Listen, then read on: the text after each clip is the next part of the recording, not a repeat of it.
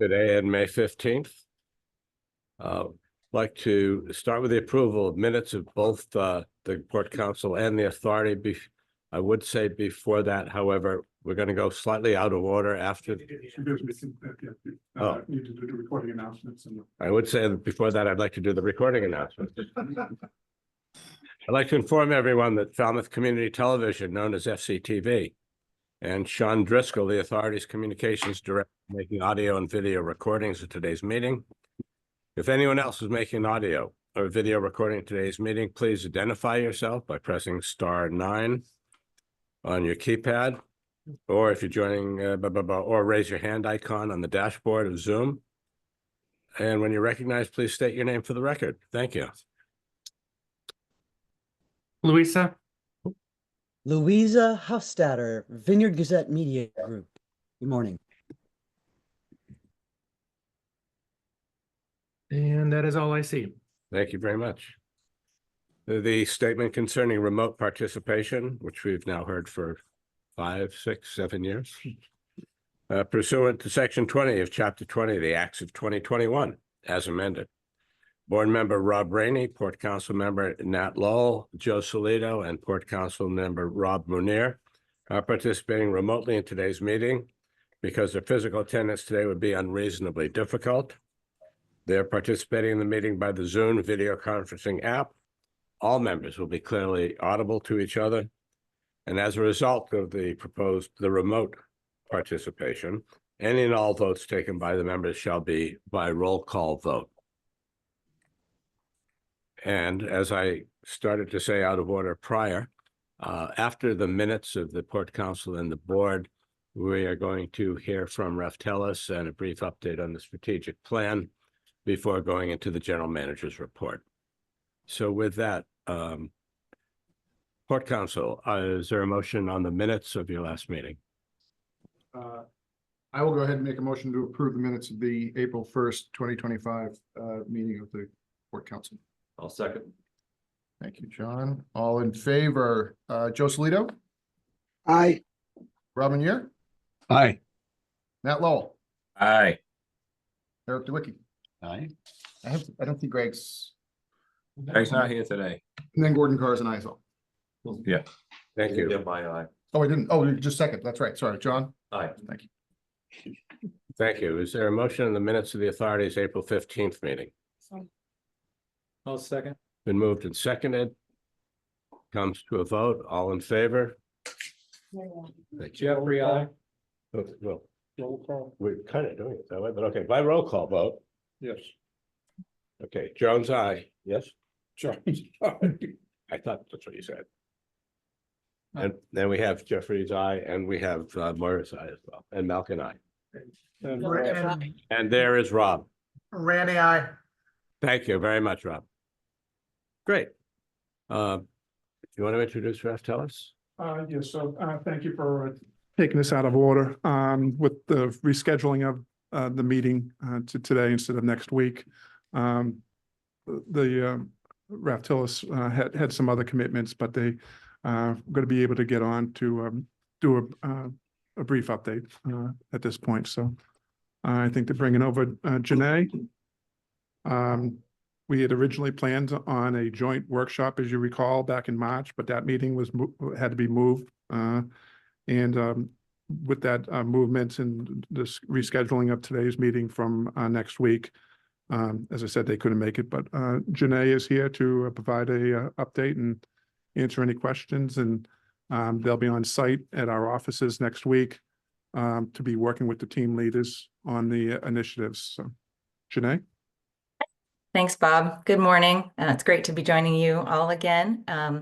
Thank you. I appreciate you taking this matter out of order. I have just a few slides that we'll go through to give you an update on the Q4 implementation progress from 2024 and sort of focusing on the steps going forward.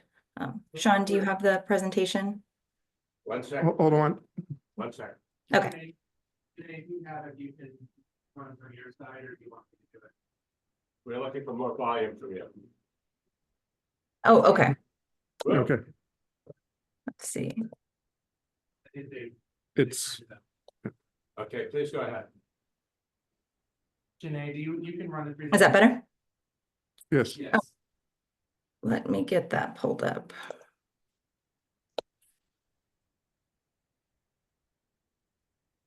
I'm sorry, my familiarity with Zoom is not as great as Teams here. Janae, I have it. I'll just start it for you. Okay, thanks, Sean. My apologies.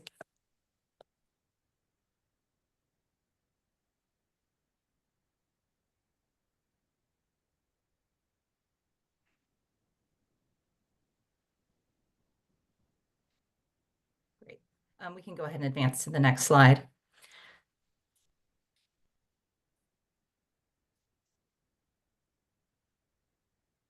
So we just want to start with kind of recognizing the journey that we have been on throughout this entire process, from developing and building the plan, working through the work plan development, and then implementation. There's been a lot of hard work that's been put into this from staff, and recognizing, that there are the rest of the day-to-day operations that go on during this time. And there's been a lot of time, energy, and resources put into this plan over the past 2 years.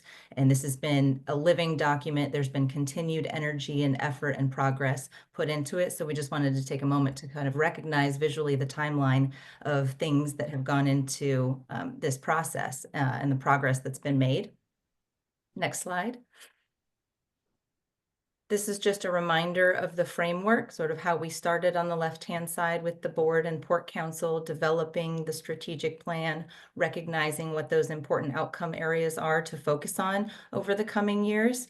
And then over the last year, we've shifted more to the right-hand side of the work plan with the initiatives, the tactics, and the to-dos. And this is where we've met with staff on multiple occasions to really build those layers of the plan and get deeper into the more tactical and operationalized components of how do we approach this work? What do we need to do to get this work done? And that's really where the focus has been the last year, is sort of the behind the scenes building of these layers and the plans to actually execute the overall strategic plan.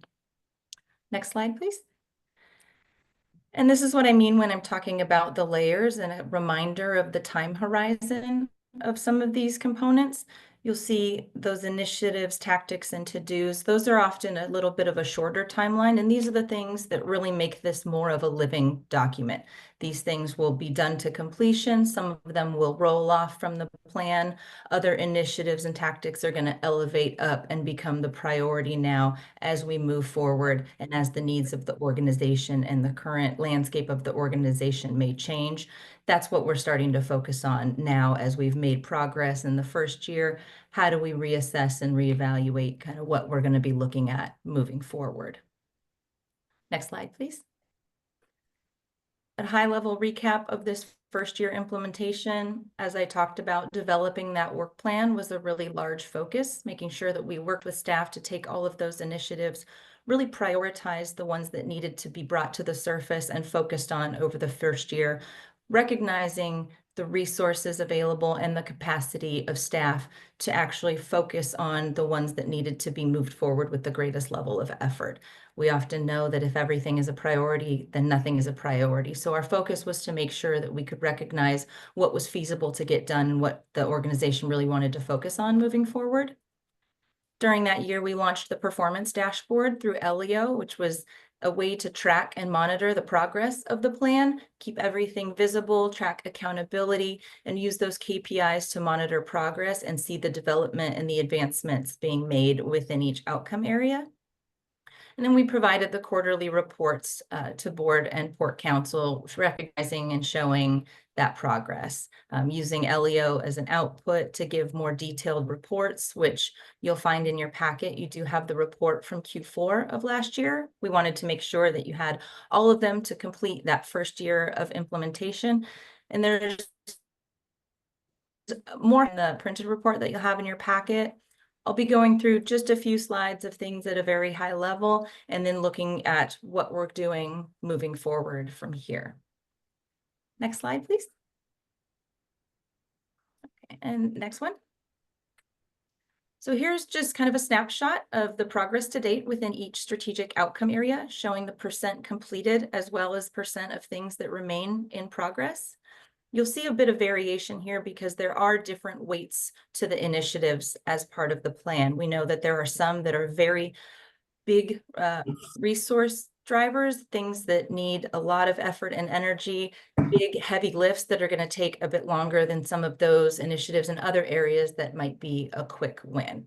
Overall, there's been significant progress made in each area, and I want to commend staff for the hard work that they've put in and the continued effort in moving these things along.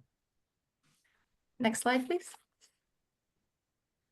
As I mentioned, with heavy lifts, this is one of those areas that has a lot of those. There's work that's being done, and we know that there's been a lot of energy and effort focused on this outcome area. And what we're really trying to do as we move forward is make sure that we get Mark A up to speed now. We're going to be meeting with him to get his team kind of aligned around this outcome area and making sure that team lead is integrated, reevaluating some of the objectives and the initiatives in this area, and focusing more on some of those capital related KPIs and reporting on those as we move forward through the next year. Next slide, please. With your safe and reliable service, one of the big things that's been completed is our SQMS is largely operationalized. That was one of the key initiatives in this area. And so moving forward, we're again going to review what's the opportunity for new initiatives to kind of elevate to the surface in this area. There's going to be a bit of overlap here, supporting one of our other outcome areas with the reservation system. So big, exciting things coming forward in the next year that some of these resources can shift to. Next slide. As far as investment in employees, this one has made a lot of progress in developing those standardized and comprehensive onboarding materials, making sure that employees are participating in training, engaged, and streamlining some of those forms and those processes. Looking forward, it's going to be building on that same progress, building on that same momentum, and keeping that moving forward, improving that employee communication, keeping the training going, and keeping employees the engagement and the feedback developed. Next slide, please. Again, here's another area with significant progress. Developing that reservation system replacement plan was a big focus for the first year. Moving ahead, those resources are going to be supporting that project. It's going to be a big one moving forward. And as I said, there's a lot of overlap between some of these other areas that are going to help support this. Takes a lot of energy, takes a lot of resources, and it's really important and it's key that the strategic plan does have this initiative visible. It shows the level of importance not only to the organization, but it represents it to the community, the board, and the Port Council as well. So that's going to be a significant area of focus as we continue to work forward in implementing this plan. Next slide, please.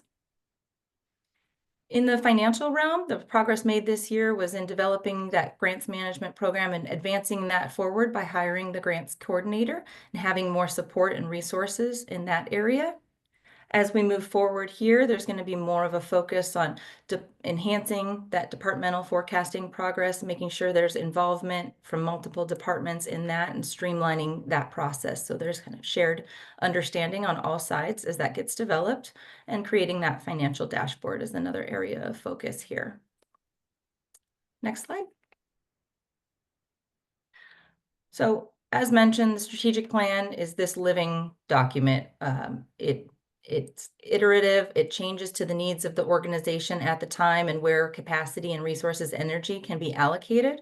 So moving forward, as Bob mentioned, the next steps, Emily and I will be on site next week to meet with the team leads to sort of do an assessment of year one, discuss what went well, what progress was made, where are things that we need to shift a little bit of focus, and reassessing those tactics, the to-dos and the initiatives for the ones that have been operationalized and completed.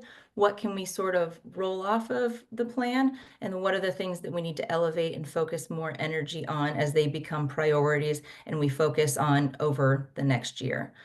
There'll be consideration for perhaps new initiatives and new tactics to help support the plan that perhaps were not ready to be implemented previously. So we'll have that broad discussion next week and then kind of update those in LEO platform, communicate those with governing bodies, and really set our new work plan and shift the focus for the next year. And then as part of those conversations that we'll be having, it's also determining the preferred communication preferences to give updates on the plan, whether that remains quarterly updates, if there's a different sort of cadence or frequency, or how those updates on the plan, the progress being made, is communicated. Next slide. And with that, I'll take any questions. Thank you. Thank you. Questions from the board? Sir? I guess I have a comment, a request, and a suggestion. The first is that I think that with the strategic plan, this needs to be, the Port Council and the board has adopted it. This is our set of priorities. So I think it should be guiding all of our decisions. And with that, I would like to see kind of moving forward that in terms of the general manager's report, procurement requests, and the treasurer's report, that we start linking at these meetings when the reports are made, what outcome area, what initiative is this moving forward? Because this should be how we're going to evaluate our own performance and the performance of the Steamship Authority. So the first is kind of like, that would be my suggestion in the reporting.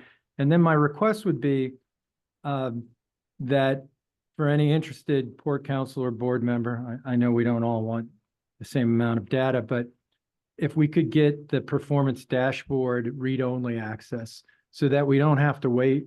And I'm obviously, with my suggestion, I'm asking for more than just a quarterly report. We just make our decisions through linking to the initiatives, but that we could get read-only access for board members and Port Council members so that we can have real-time access of when we may think we need to address something on our agendas as to the implementation of the strategic plan and how we're moving forward. Thank you.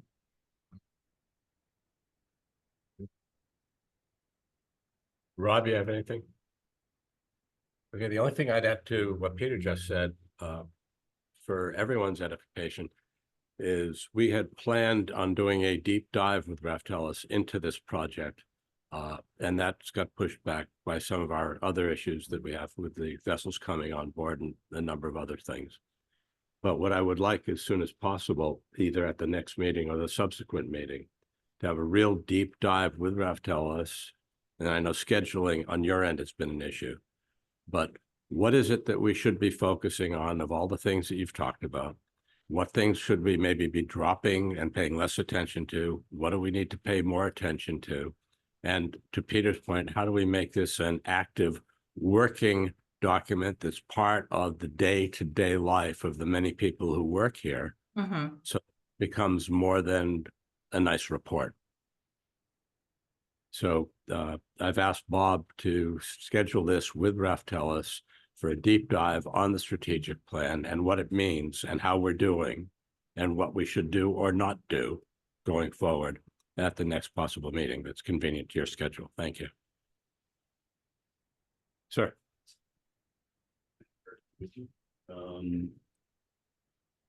I'm just curious if there's kind of a couple of stakeholder groups that I'm curious if you're engaging with. And number one, is it the public? And if so, what stakeholders from the public are participating in this process on a consistent basis? And then I think just as important, and always forgotten, is the crew. This is a shipping company. And I always feel like the crew doesn't participate enough in some of the dialogue as to how to run this organization efficiently. So if you could give me some feedback on that, I'd really appreciate that. Sure. As far as the public engagement, there was a strong level of engagement when we developed the plan in the beginning. At this point, it is one of our outcome areas to continuously engage with the community. That's something that we can assess when we work with the outcome team leads as to maybe how that looks moving forward. There's initiatives that are focused on engaging the community and making sure those conversations are happening. It has not been something that we have kind of pushed out as far as feedback to reevaluate the plan as was done in the development of the plan initially, because that plan is kind of the 3 to 5 year time horizon. So that can be something that we can certainly address with Bob, with our team outcome leads, to make sure that this plan is shared appropriately with the public. There's an opportunity for comment involvement and kind of keeping that transparency so that there's an understanding of what the organization is doing with the plan. I do appreciate your comment about the crew as well. This is something that we do want to push down to all levels of the organization and make sure that it is kind of woven into the fabric of the day-to-day operation. And that does mean getting the involvement of many, many levels of staff. So we can, again, make sure that we're working with the outcome team leads to communicate that to all levels of the organization and make sure there is an opportunity for that involvement. Thank you. Thank you. Any further comments or questions? Thank you. Mr. Morning. Menier. Yeah, hi, good morning, everybody. Just a related comment to some of the ones that have been made, and what Janae has sort of talked about is mainly framework for this process, but there are some sort of tactics within that framework, like reservation system and vessel acquisition. I guess I'd like to be sure that it's on our radar when we do have this deeper dive in a few weeks, sort of the growth of the steamship and how that's managed and what that would look like. And I kind of refer to things like, from my own constituents in Woods Hole, but also the notion of freight and how we might change that in the future. So I want to that's maybe falls into the tactical category of a strategic plan, but I want to be sure that's on our radar when we have that conversation.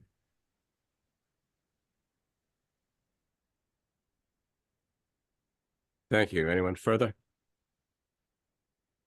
Okay. If there's nothing further on the topic, thank you very much for your presentation and look forward to your meetings next week. And I look forward to a deep dive, as I said prior. Yes. The entire board and the Port Council. Thank you. Thank you. We look forward to that as well. And we'll work with Bob to make sure that we can get that scheduled timely and really dive into that with you. So thank you all. Thank you very much. See you next week. Okay, we can move to the general manager's report. All right.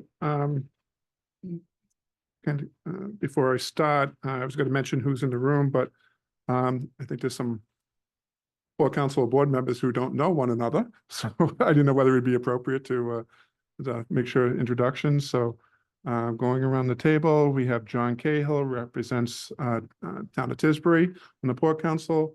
Eric DeWicki, who represents town of Fairhaven. Gordon Carr, representing the city of New Bedford. Mr. Jones, representing the town of Barnstable. Mr. Malcolm, representing Dukes County. Mr. Jeffrey, representing Falmouth. Ms. Teeny, representing the city of New Bedford. On the Zoom, we have Rob Rainey, representing the town of Nantucket. We have on the board, we have Joe Solito, representing Oak Bluffs on the Port Council. Nat Lowell, representing Nantucket on the Port Council, and Rob Munia, who represents the town of Falmouth on the Port Council. In addition to that, in the room here, we have Sean Driscoll, Terrence Keneally, Mark Rosem, Mark Munson, sorry, Anderson, too many Marks, Stephen Coleman, Sean Cameron, let's see, James Kennefic, Allison Fletcher, Tom Innes from Gibbous is joining us along with Lizzie Freeman. So, okay. Thank you. All right, now that those pleasantries are over with. First up we have is an update on the delivery of the Aquinnah from Mobile, followed by an update on the Monomoy progress. So I'll turn that over to Mark. Good morning, everyone. Very busy times for those that arrived here today. You can look across New Bedford Harbor and see the Aquinnah docked. Excuse me. Yep. So across the harbor, you can see Aquinnah out the front door, so it's great having her in, and we had a very nice transit up from Mobile, Alabama. Sean, could you do the first slide? This is a departure out of Mobile with Mobile in the background. Next slide. And this is arriving into Tampa Bay. We had to stop at multiple stations because we have limited fuel capacity, including with stops in Tampa Bay, Port Everglades, Morehead City, North Carolina, and then we run line straight to New Bedford. Next slide. This is the Aquinnah going through the Skyway Bridge in Tampa. Next slide. And coming home through the hurricane barrier. Kudos to Sean and the group for those photos. This is Aquinnah. This is the delivery crew, and it was a fantastic sight to see, all the crew members and their families after their transit up here. And many of our people have been down there for well over a year, including Captain DeBarris and Chief Engineer Justin Bond. Welcome home. So the voyage report, we left Mobile on the 29th of April with stops in Tampa Bay, Port Ev, and Morehead City, arriving Fairhaven on the 8th.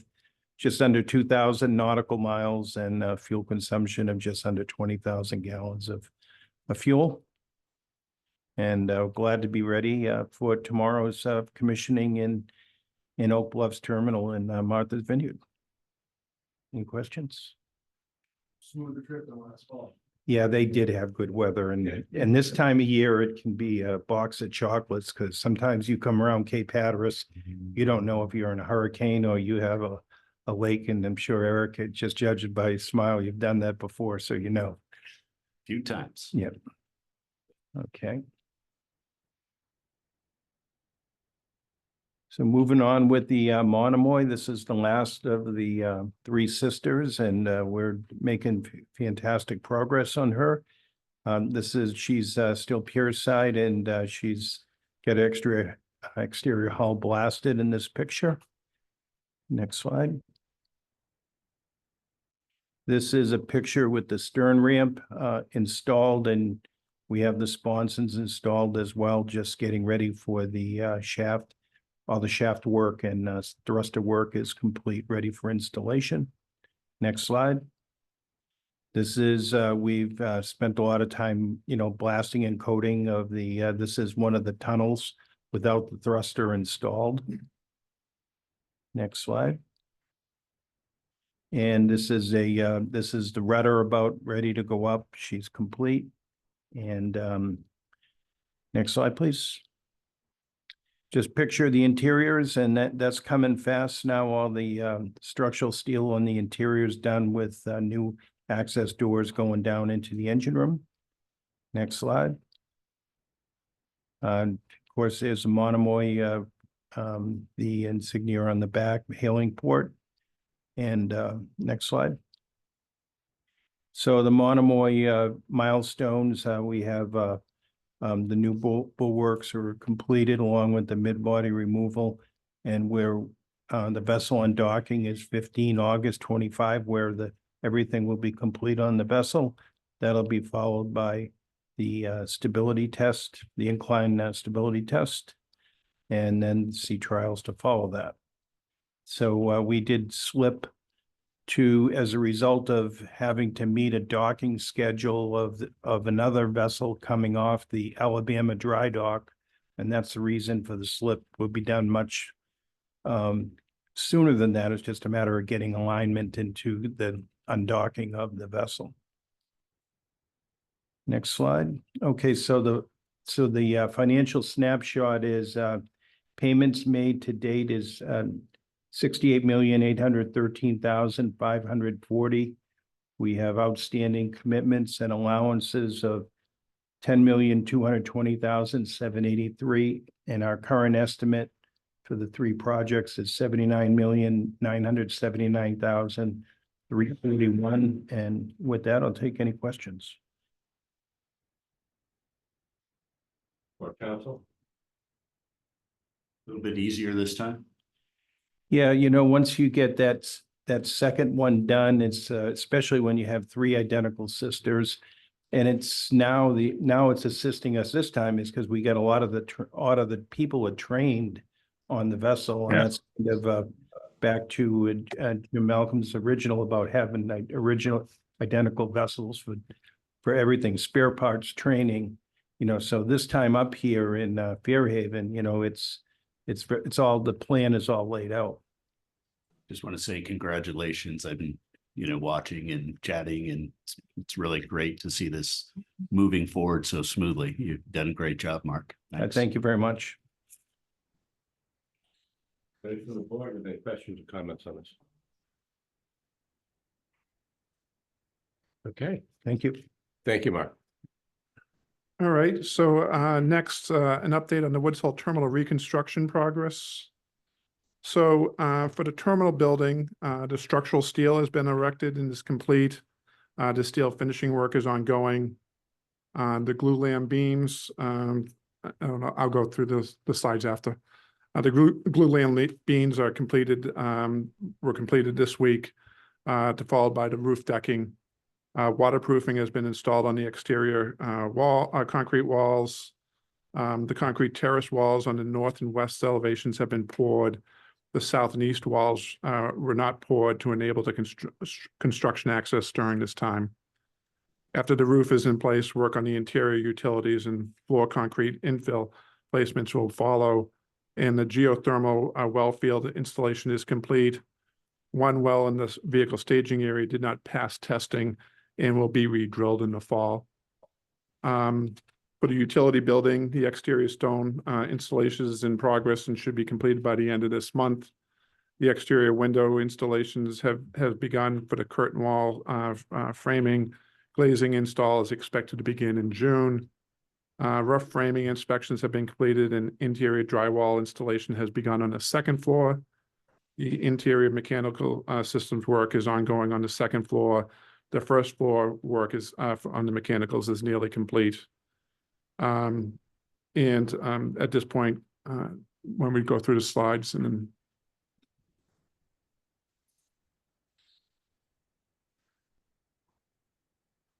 so this obviously is an aerial showing the terminal building, and up in the top left is the utility building. This picture was actually taken a few weeks ago. There's been a number of changes. The passenger walkway crosswalk on the bottom right-hand corner that has been all renewed. We've moved the pickup and drop-off area, and we'll show those later. So next. So this is some of the form works that they were doing for the retaining wall on the northern northern side of the building. Next. This is the utility building. It shows that they've been installing the framing work for the windows in the utility building, and you can see on the far right-hand side some of the stonework. I think there's a better picture coming up. Next. There's the stonework that's going up on the utility building, and they're pretty substantial size stones. Next. The geothermal well connections had to be made, and there was also some of the stormwater was at the same time. So that's that progress there. The drywall being installed in the utility building. This is up on the second floor. That's being done. Next. Another view of the trenching work that had to be done to be moving all the utilities. So the utility building will supply all the utilities for the terminal building, so that all that has to be put into place. Next. Working on the mechanicals in the utility building. Erecting some of the steel in the terminal building. Similar. Next. Get a sense as to the glue lam beams that'll be there, and so part of those they extend out beyond the side shell of the building, and there'll be a covering over them to be able to provide some people's opportunity to get out of the rain or snow. And so for the progress to date, can't read it that far away. Yeah. So to date, we've spent $14.1 million. There's still another 22 million outstanding commitments. We've had $581,000 in change orders, which represents 1% of the contract for this. At this point, while the payment progress isn't showing that, Colantonio is approximately 50% done with the contract at this point. And we do expect substantial completion of the utility building is expected by the end of this year. And the terminal building, probably about a year from now, will be in a position to open up that. There's been 277 emails that we've provided regarding this entire project, including the marine side work that's been done. There was some issues that have been raised by not only our staff, but also some of our customers. So I just did want to show. So this was a picture taken yesterday afternoon showing the restriping of the crosswalks for it. You'll see that we've cordoned off with cones the area directly in front of the temporary terminal building on the left-hand side. Next one. We had to, at one point, we had the temporary pickup and drop off on the side of the building, but they were forced to exit directly in front of the temporary terminal building. So as soon as we saw that, we said that's not a safe condition. So we've repositioned the pickup and drop off behind the building. And as you see, there's a couple of handicapped parking spaces as well, van accessible on the left-hand side, I believe. And then next. So this is in the front of the building where we've, as I said, there's already the bollards there, but we've added some Jersey barriers and the traffic cones to keep vehicles out. There's a couple lanes for our buses to be able to move about. We're working with the Cape Cod Regional Transit Authority on a spot for them to be able to stop and pick up and drop off people. They tend to, when they come, they tend to stay a little bit longer than the intercity buses and our own buses. So we need them to not be blocking access for everyone else. So we're working on that. Is there another one? Oh yeah. So with the pickup and drop off behind the building, we're concerned about the safety on the bike path, the shared use, path for the bicycles and the walkers. So we installed Jersey barriers to delineate that, so that way it's separated. Because, as I said, the pickup and drop off is behind that trailer off on the right hand side, and just being down there, people don't know where they're going. So in the summertime, there's too much bicycle traffic and little kids and everything. So we wanted to make it as safe as possible. So we did that. We also the picture doesn't show it, but there's we added a bollard at the top by Railroad Ave, so that way no vehicles can drive down it as well. So, and I think that's it. Yeah. Okay, Bob, question, and then anyone else. At our last meeting, I had asked, I think it was Allison, about the day-to-day coordination between the contractor, with our terminal agents, the people in the booths, about the situation on a given day in terms of what's coming in, what's being worked on, what we should be telling the public, and how best we address the issue of safety around the construction site as we move into high season. Can you give me an update on that? Yes, we've been, Robbie Towns, the terminal manager down in Woods Hole, has been in contact with.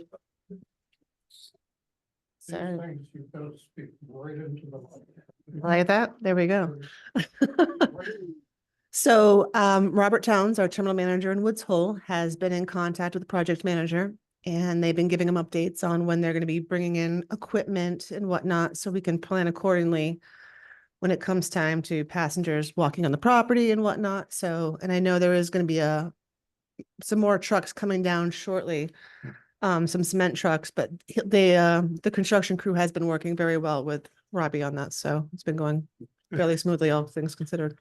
And as part of that, I think we'll be looking to have a state police detail on site during those Yeah, concrete loads. for the most part, we do have state police down there. It's just when we can't get them filled is the only issue. So, because unfortunately, they're doing a lot of other details as well. So they're kind of stretched thin.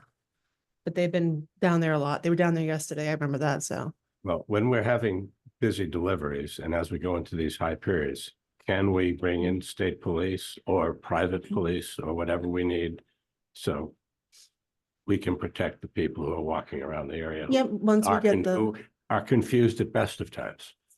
the schedule for the next pour, Mhm. I'll work with Todd Falvey, Director of Security, on seeing if we can get some sort of detail down there for those time Right. periods. Because it can be pretty chaotic. Oh, for absolutely. everybody involved. Oh, absolutely.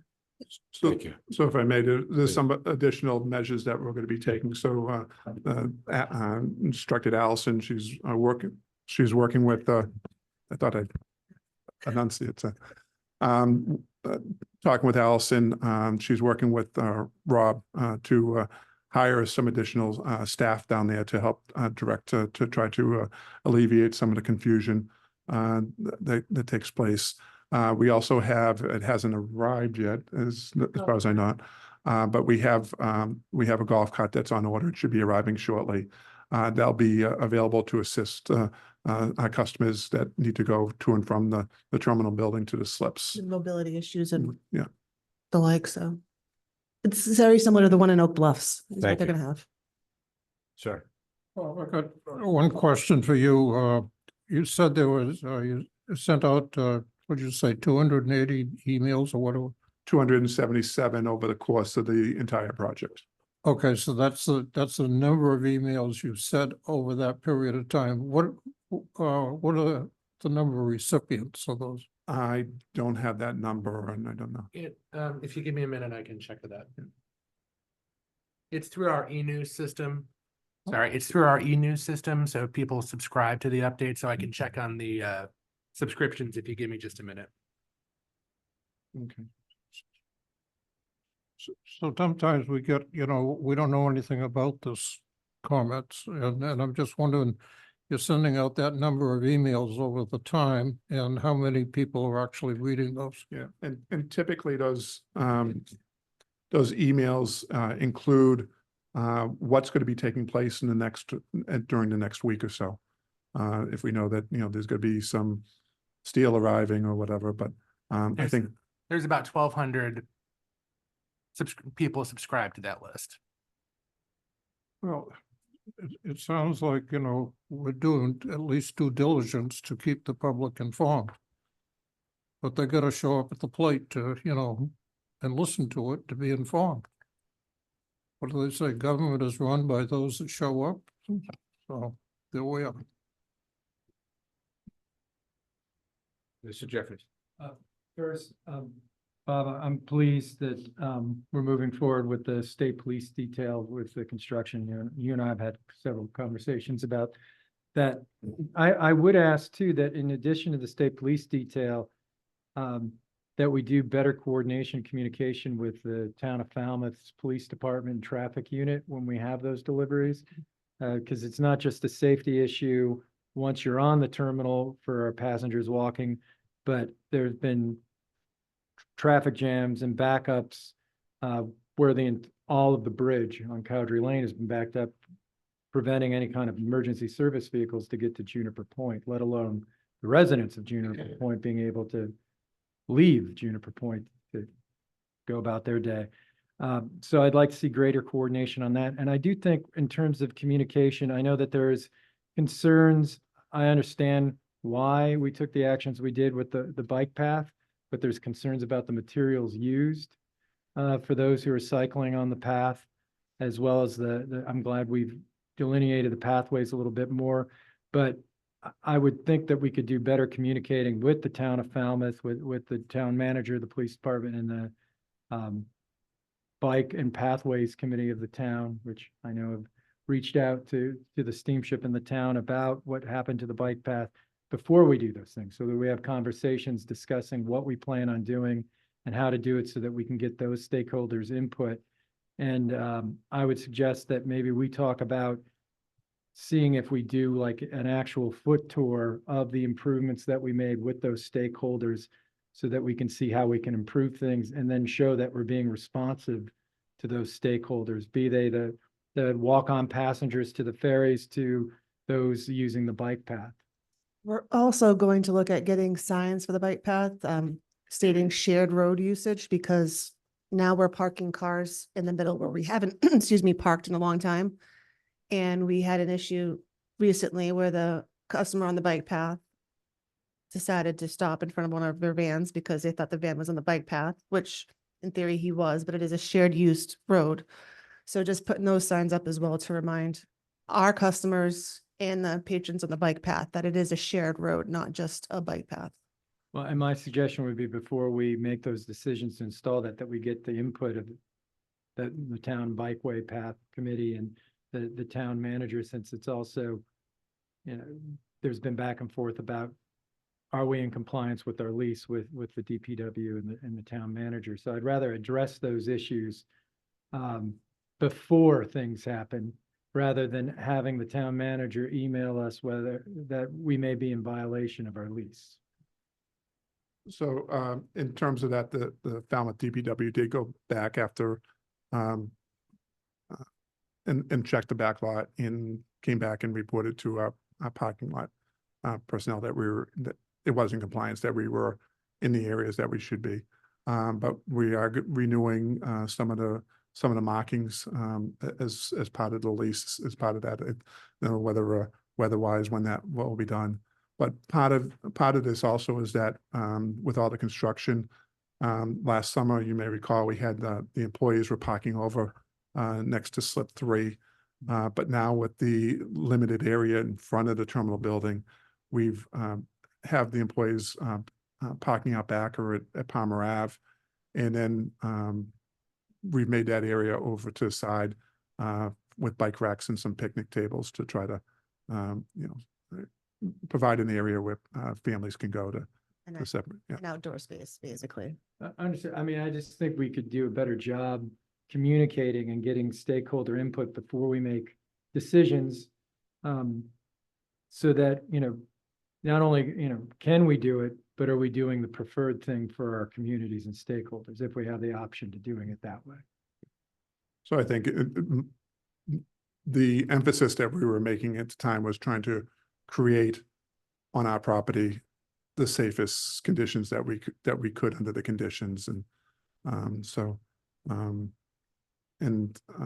again, it's not ideal that we have all this, you know, all the work going on, but again, by doing both of the buildings at the same time, we're able to cut off at least a year on this project as well. So that I think that's also a benefit to our operations as well as the community, that get this over with sooner than later.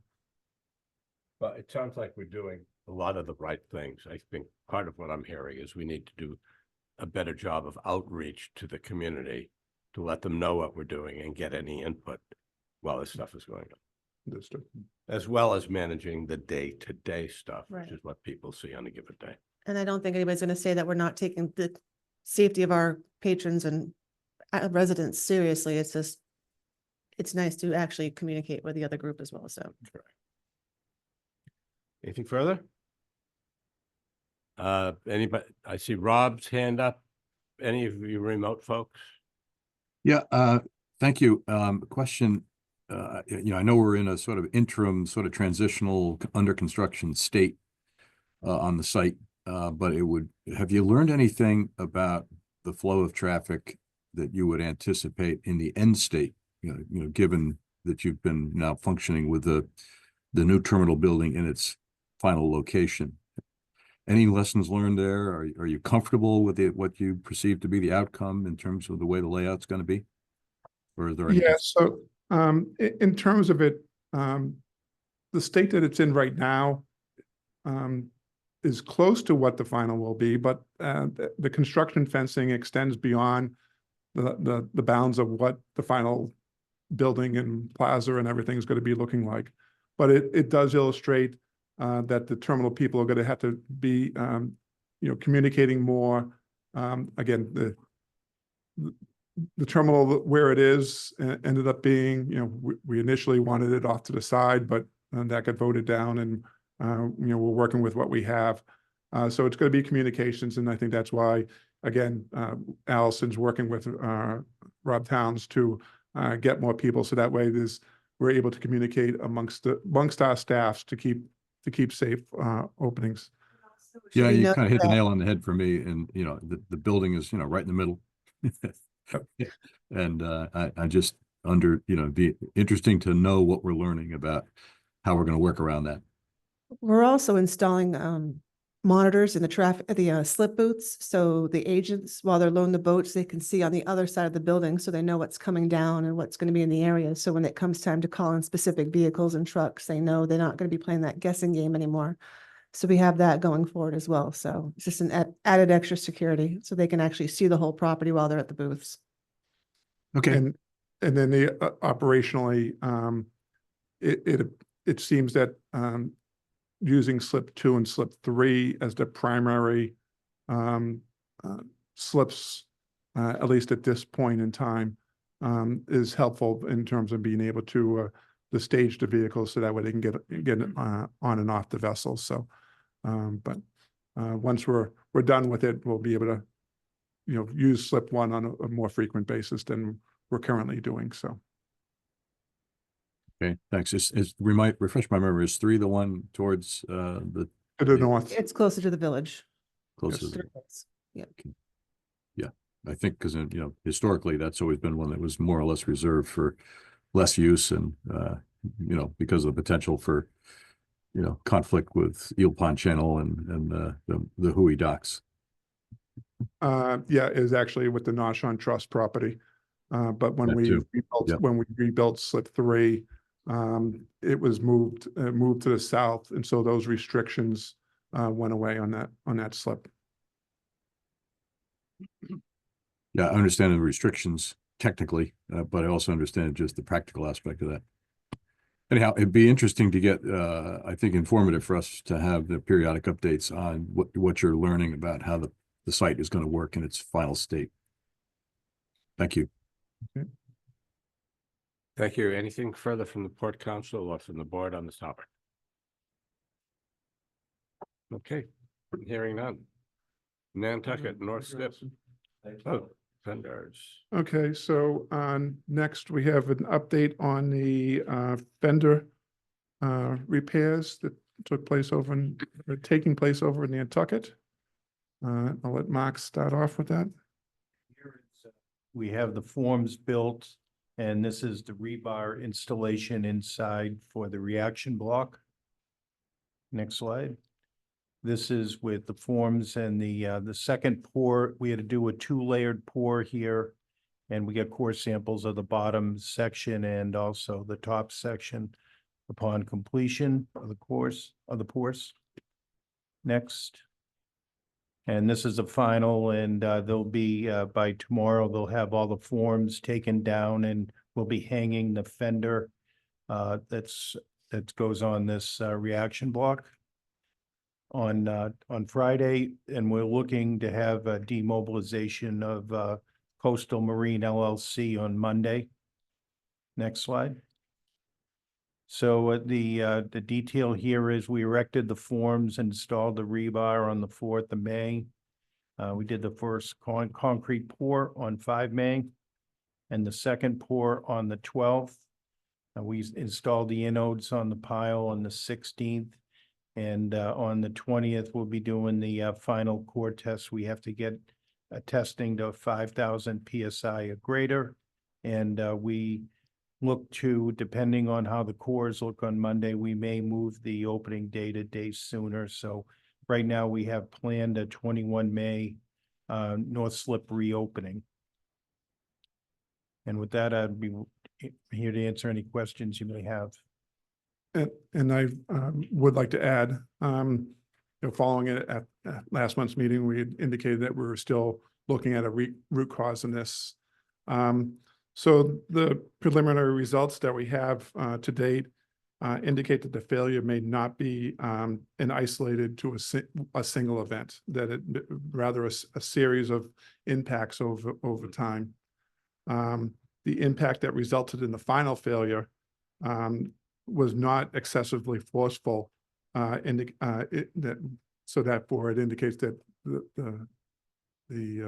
it had failed earlier. It was just a matter that it took that one final brush by the eagle that had to go over. But some of the things we've learned from this right now is that the Fender system design over on those reaction blocks, we need to look at having those modified. Right now, they don't provide any protections on the corners of the reaction block. They're just on the one side. So we'll be looking to what we can do in terms of modifying those fenders that are hung on the reaction blocks to be able to protect not only the reaction blocks but also to be able to protect the vessels them as well. As we've, If I may add, part of the function of the fender system is to absorb the inertia from the vessel itself. So you're not getting a direct hit. It's cushioned, and thus the force is lessened by hitting the fender.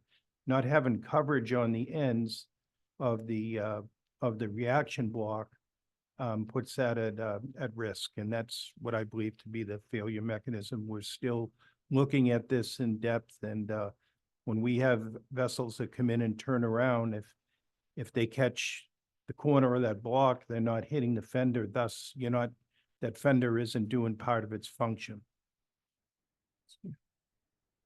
and as part of this as well, with Coastal over there, our engineers, we have taken a look, the fender next to it. There is the reaction block. There is some damage to that one as well that we'll be looking to take to address at the same time.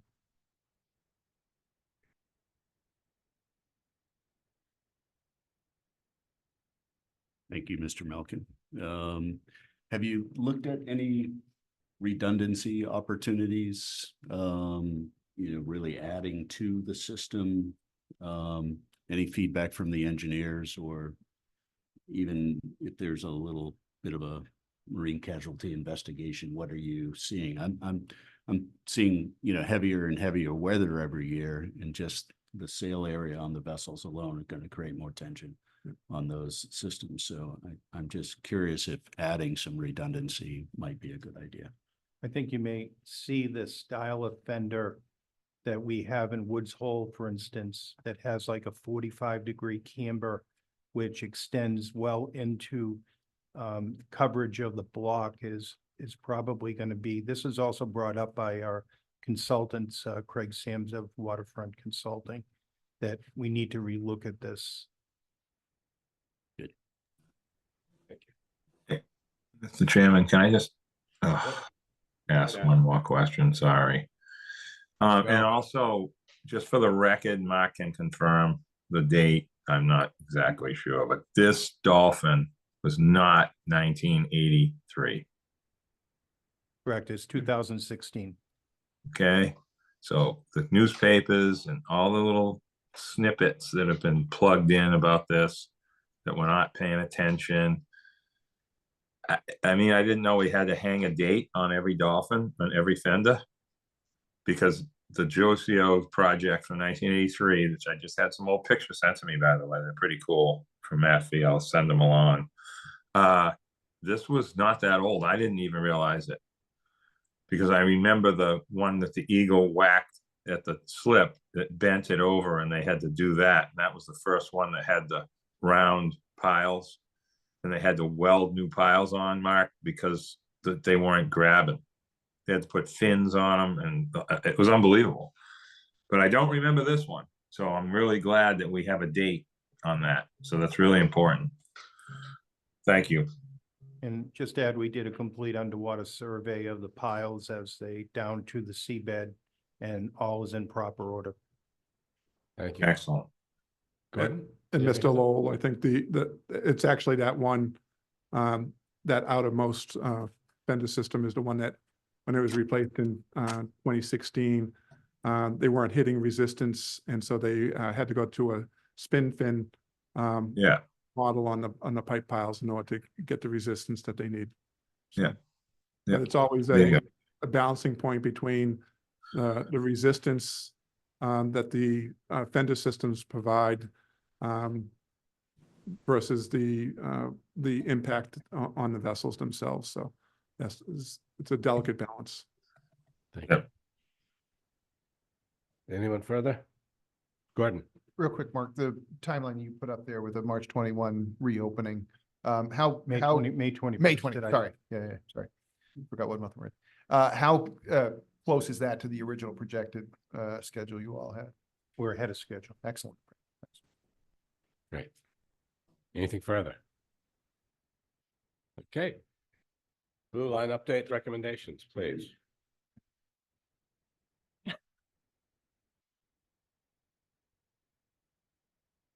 Hello again. I will keep this one fairly brief since I think we talk about this every board and port council meeting. And I think we're all aware of how the blue line is to work now. I think even Nat might be able to follow the blue line. So as you know, the staff is recommending that we continue reservation only 7 days a week, going through the end of the summer schedule, which is in October. This is due to the construction happening in Woods Hole, and then in the fall with the construction that will be potentially happening in Vineyard Haven. To date, from January 4th to May 10th, the Vineyard has used the Blue Line 997 times, while Woods Hole from January 10th to May 11th has used it a total of 1,113 times. It's definitely starting to pick up now that we're getting into the busier seasons, and island residents are actually starting to utilize the program more and more. We will be looking at putting out more information going forward as reminders on how the Blue Line operates to keep it fresh in people's heads so they know what's going on.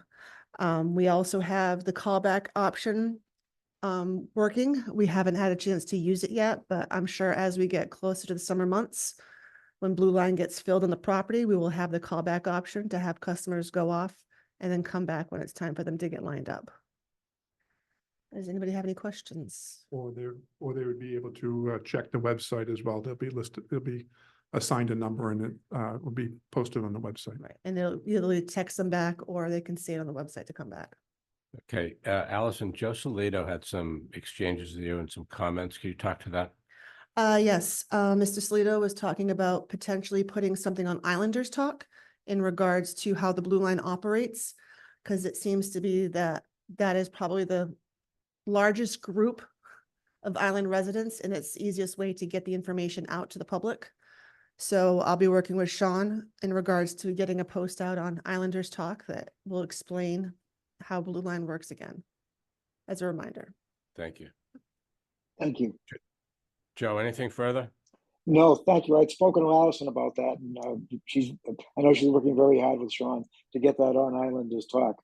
That's the only reason I am on Islanders Talk, is to see what they have to say about the Steamship Authority. It is one way to stay, abreast of all the information, that's for sure. Thank you very much. Anything further? So if we may, the staff would like to have the Port Council and then the board vote on extending the use of the Blue Line at least through the summer schedule in October. I would anticipate that at some point we'd be coming back to want to extend that through the winter months because of the ongoing construction.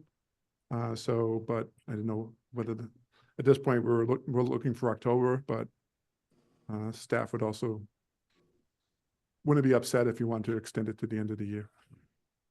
Okay, before the Port Council takes us up first, what if we were to rename Blue Line Islanders Standbys, just to make it easier for people to understand what it is? Yeah. We bandied about a couple of names. Yeah, I can hear it. We bandied about a couple of names prior to this. my communications concern is that we're saying no standby, but there's Islander standby. And the consensus was Blue Line is an imperfect name, but it's the name that existed, and we wanted to continue with the name and the recognition that was already in place. And at this point, I would say if we were going to redo it, we would wait until after the summer. And my It's- only concern with Islander standby is that they're just gonna, like you said, shorten it and just go, I want to go standby. And we're saying there is no standby. So we're replacing the existing confusion with new confusion. Correct. Got it. No, we're reverting to old confusion. It's vintage confusion. It's legacy confusion. But we definitely will look at going forward for the off I season. think after we get through a full year, there's gonna be continued, potential need for this, so we'll assess it after the summer. But I think given the proximity of it right now, we wouldn't be able to launch a new name and another rebrand of it before the summer season at this point. So The only reason I bring it up is every morning, actually every day, you're on the radio news station. They say it's a reservations only day at the Steamship Authority, which it is. which it is. Factually, that is correct. Right. But for many people who still don't understand the Blue Line, they don't know what they can do. I think after today's vote, when we know it's gonna be through the summer, I'll work with the local media and the radio station Thank to you. get different messaging out, Great. assuming it passes. Did you have something, sir? Well, I just thought maybe a line of prayer on both, you know. Ooh, It's hard to get it out. So, okay. Port Council want to take up the recommendation that the management is making? No. If I just may add one more Please. thing, I don't know whether you mentioned it, the plan would be to have the reservation office extended hours 7 days a week. Till Instead 7 of p.m. just the originally planned weekends. That would help. Yes. And Angela is working on that now, right now, they already picked their schedule for this current block of time, so they're offering it as overtime. And then once the next schedule comes out, they're gonna have them like fully scheduled staffed for 7 days a week. Thank you. Sure. That's 7 days a week, year round? At least while we're doing reservation only. It's staffed 7 days a week until 4, but during reservation only time, we extend it to 7 p.m. So since we're gonna be doing it 7 days a week, we're gonna have the office open 7 days a week until 7 p.m. Thank you. You know roughly what the cost will be, both during overtime and then post overtime? Not yet, but we can look into that.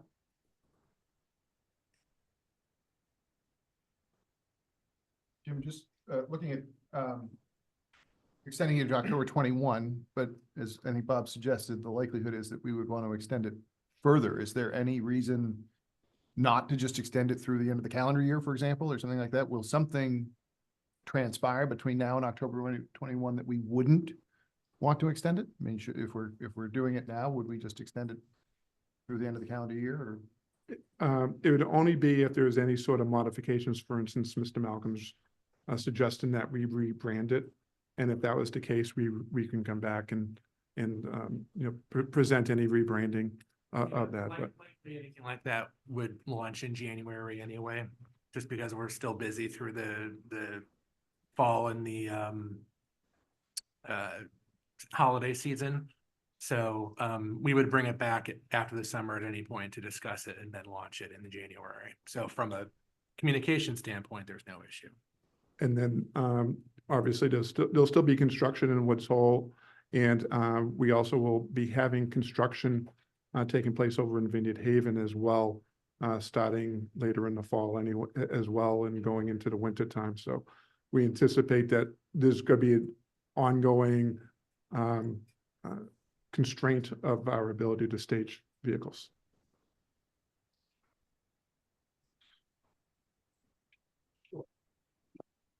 Yes, motion from the Port Council. I'd like to make a motion that we extend the Blue Line through the end of the calendar year, 2025. I actually recommend we do it through January 3rd, 26th. That's the end of the fall schedule. Amended. Am I right? What's it? Sorry. Is there a second? Second from the Port Council? Second. Thank you, Eric. Any discussion on extending to January 3, 2026? Fourth, Excuse me. 2026. That's good. I'm an eye on that. Anything to get more cows on. You guys just don't want me coming back every month with this. Right. Hearing no more discussion, let's go ahead and call the roll on the recommendation for Mr. Cahill. I will start with Joe Salito. I say aye. Maybe we can call it Islander's Choice. Excellent. Nat Lowell, Aye. Rob, Menear, aye. John, Cahill, aye. Eric, Fairhaven, aye. and Gordon Carr and New Bedford, aye as well. Thank you. Thank you. Thank you. Any comments or questions before we take it to the board? Anything? Okay, we have it moved and seconded. Thank you. If there are no comments, it comes to a vote, and it will be roll call. Jeffrey, I. Malcolm, aye. Jones, aye. Brandy, aye. Thank you, Rob. Okay. Passed. Thank you, everyone.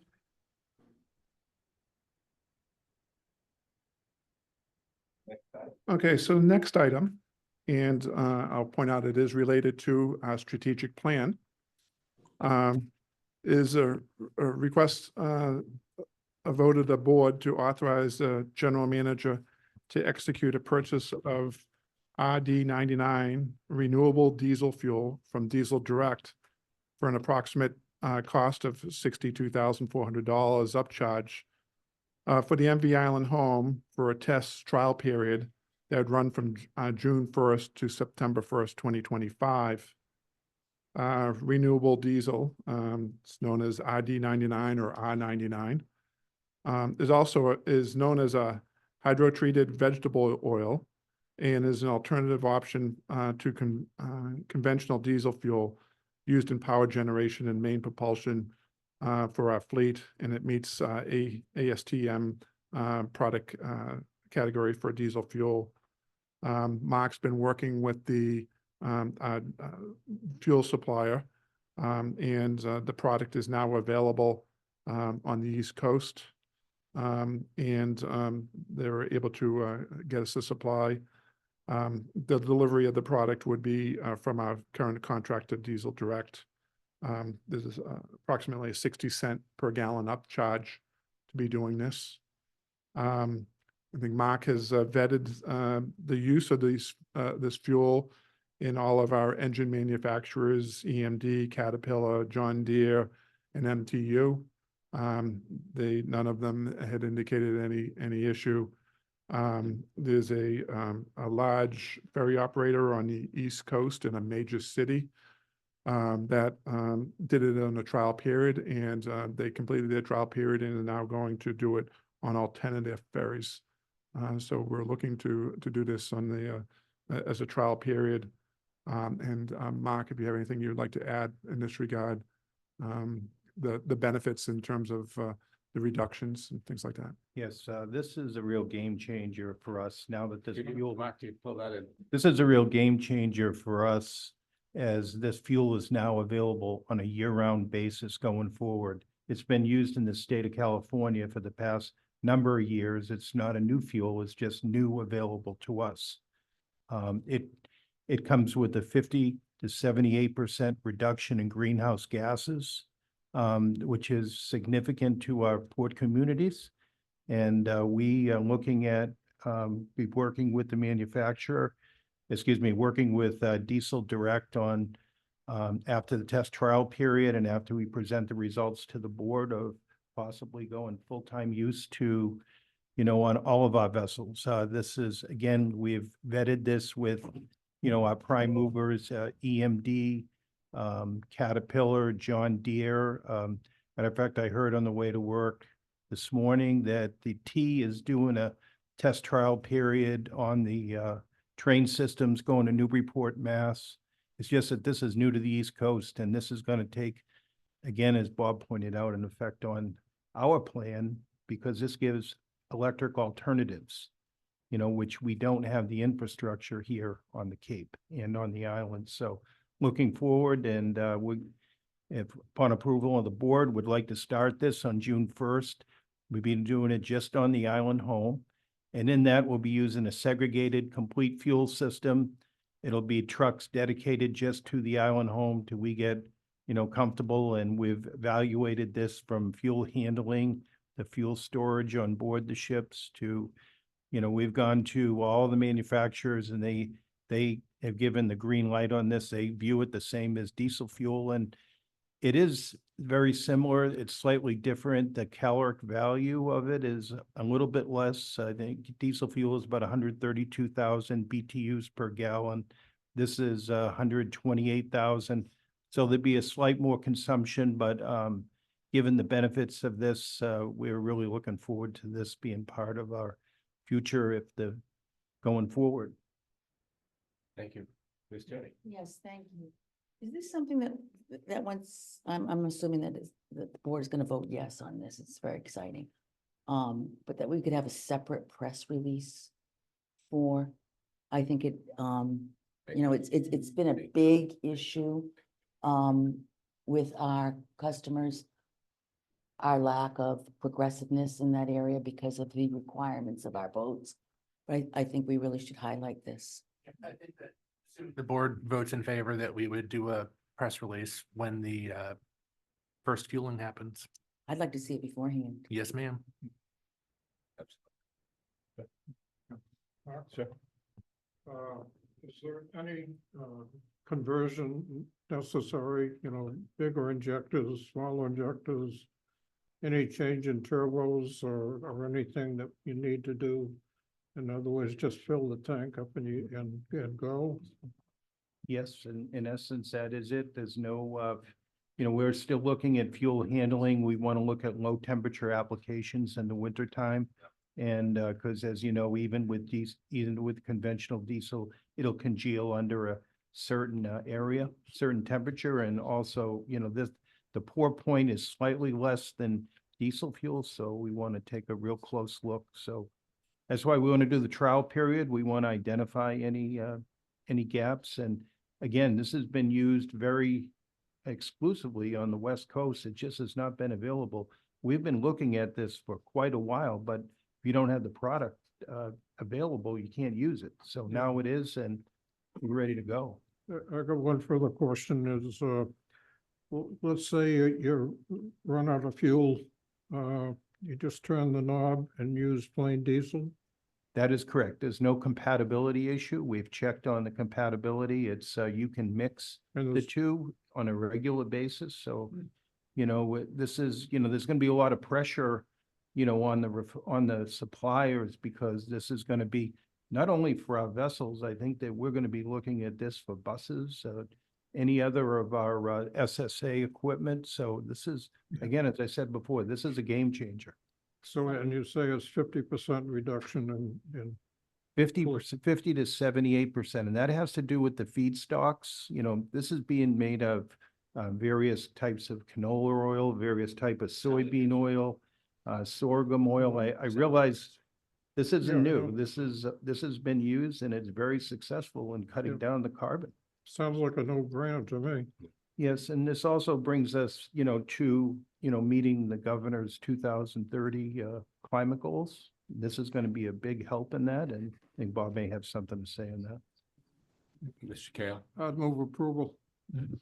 you got a comment? Just a question, Mark. I'm sure you looked into it, but if you could comment on the fact that if this gains popularity, would there be any concerns about supply? That's why we want to take this in steps, and we've already been in discussion with Diesel Direct on the approval of going for a year. We're working on a year contract guaranteed supply because we want to get the benefits out of this as well. I just want to add, we have a contract with Diesel Direct on our fuel supply, and this is for all it's this diesel fuel, so we're not going outside the box here. But yes, we do have, like I say, a lot of people, when I heard this morning, the T is changing. There's going to be a lot of pressure on the supply chain. Yeah. Yeah, Eric, sorry. So my recommendation, this stuff works, number one. and it's doing great stuff. And I think they figured out the chemistry. So good on you for finding this. I suggest the two marks work together on hedging the market as well, like you've done with diesel fuel in the past. So I think this is definitely the way to go forward. It's going to meet the kind of the carbon initiatives or carbon reduction initiatives of both the state and international requirements that IMO just issued. And the US is signatory to that as well. But hedge the market, figure out how to lock this stuff in, because it is going to be a supply chain issue. So we've been talking with our hedge consultant on this for quite a while, 6 months plus on this, and about delivery supplies. How do we hedge it? We got to check GAP, GASB for like, so we're not speculative. We're actually trying to keep our costs down versus speculating in the market. So there's some back end work we still have to do, but it's something Mark and I have been working on for a little bit now. It's great. Gordon? Yeah, it strikes me, Mark, that part of the reason that there has not been availability in the Northeast has been the lack of demand, right? So the suppliers have not been incentivized to start providing it. So maybe glass half full, the leadership of the Steamship Authority to do this kind of step, combined with the commuter rails effort, could actually start inspiring greater uptake and greater supplies. I think it's, unless I have it read wrong, right? It was just for various reasons not really adopted here historically, but this is a big step. It has a slight upcharge. It doesn't align perfectly with say, for instance, bunker fuel costs or anything like that. So, the market is going to go into some sort of, when you look at perhaps, of us like a complete changeover, all the product is coming through Global out of Providence, Rhode Island. We have a lot of work to do into protecting that and getting again, we got to take steps and we'll be working towards supply chain issues going forward. I'm just thinking of my 300 friends just to the east of us here on the docks, that over time, if it does start to get adopted, that could be meaningful. So yeah, right. Demand, push, price. Well, the only concerns I would have would be viscosity, winter, and maybe block heaters, but we'll come to that. Yes, when sir. we get to temperature issues. But no, again, I think what Moira said is absolutely right. This is a big thing for us. It's a big thing for the community, and we need to be proactive in communicating it. Now that we took a vote today. Yeah. Yeah. Well, we do have a couple, Nat- Mr. Munia and oh. Mr. Lowell. I saw Nat waving, and I kind of did, but you guys had said kind of a lot. I just wanted to kind of, bring some reality back to the conversation just for a minute, like I normally do. It's a rare opportunity to have you guys here. In 2007, this on-road diesel went from 500 parts per million sulfur to 15, and everything runs on that now. But we forget these things and pretend it never happened. We have clean diesel now. This is just, in my opinion, going to be the next clean diesel, like the last time we did it. You know what I mean?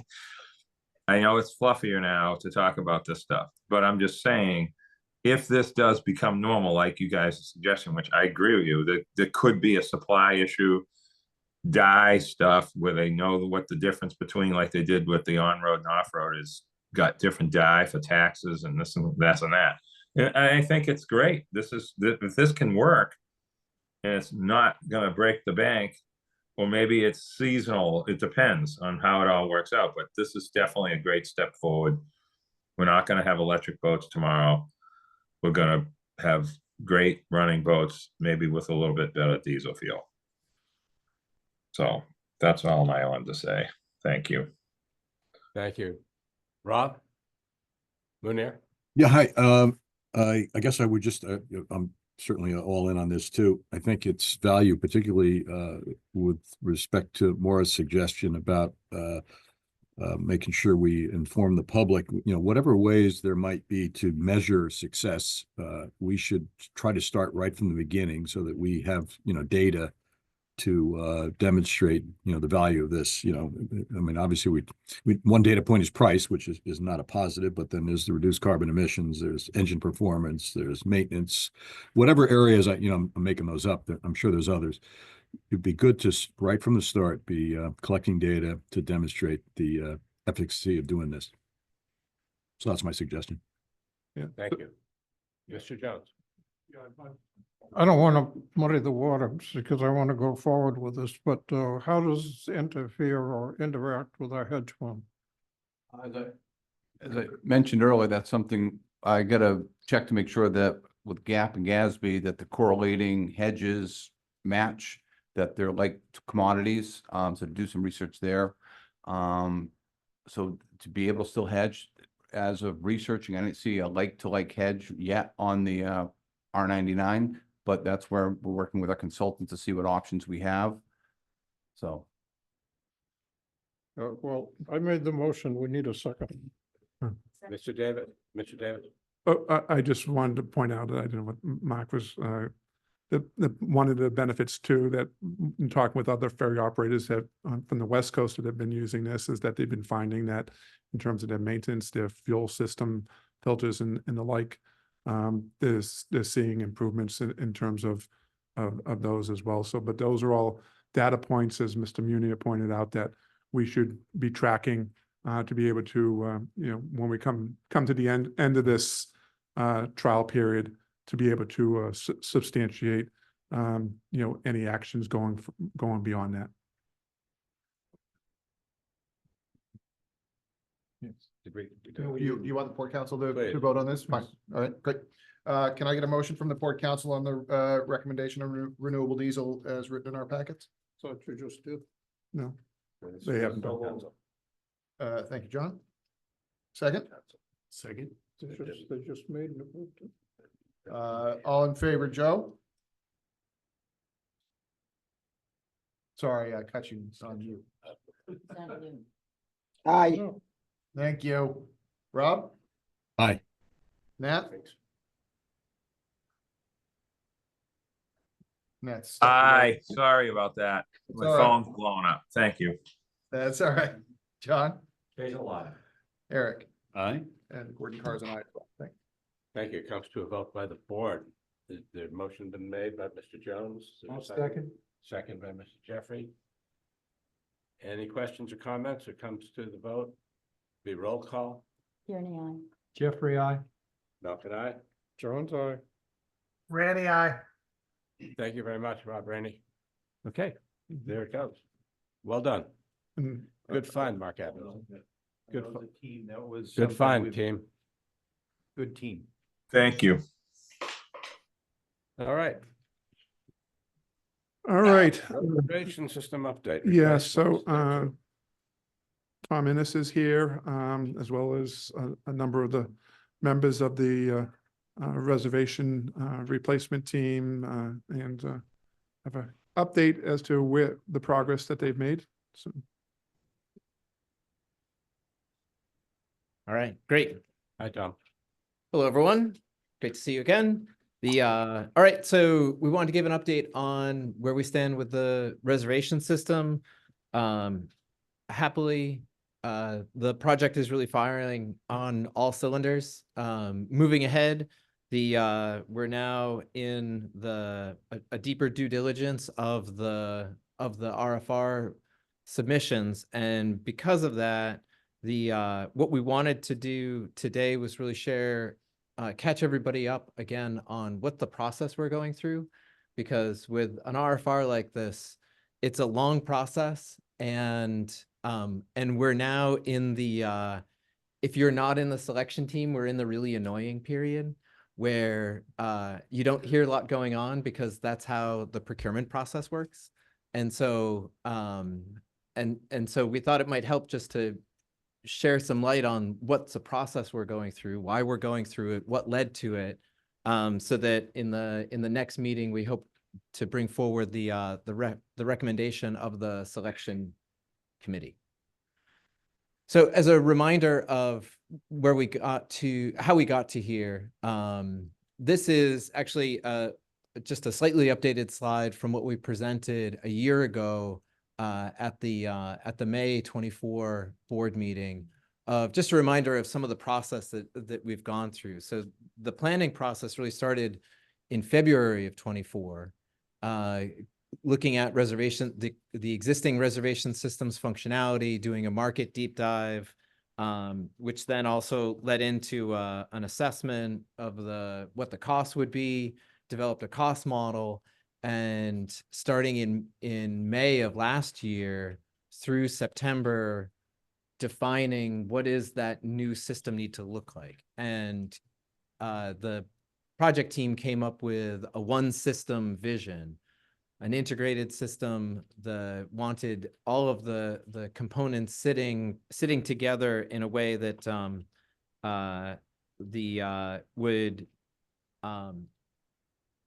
would fix some of the issues in the current reservation system model, where you've got multiple systems all trying to talk to each other and multiple points of failure.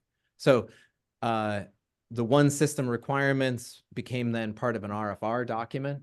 That document went out on 12/10, and we're now in the selection process. So to say a bit more about what's part of the selection on the next slide, that there's three main components to this. There was the business response, the functional response, and a technical response. And the business response contains the kind of things you'd want to know, what's the experience of this vendor? What's their team? How do they plan to train? What's their approach? And then also what's their approach, not just to implementation, but also to maintenance, because this is a 5-year contract. And then also going into the functional and technical requirements. So overall, around 750 separate items that the vendors had to respond to. So that those were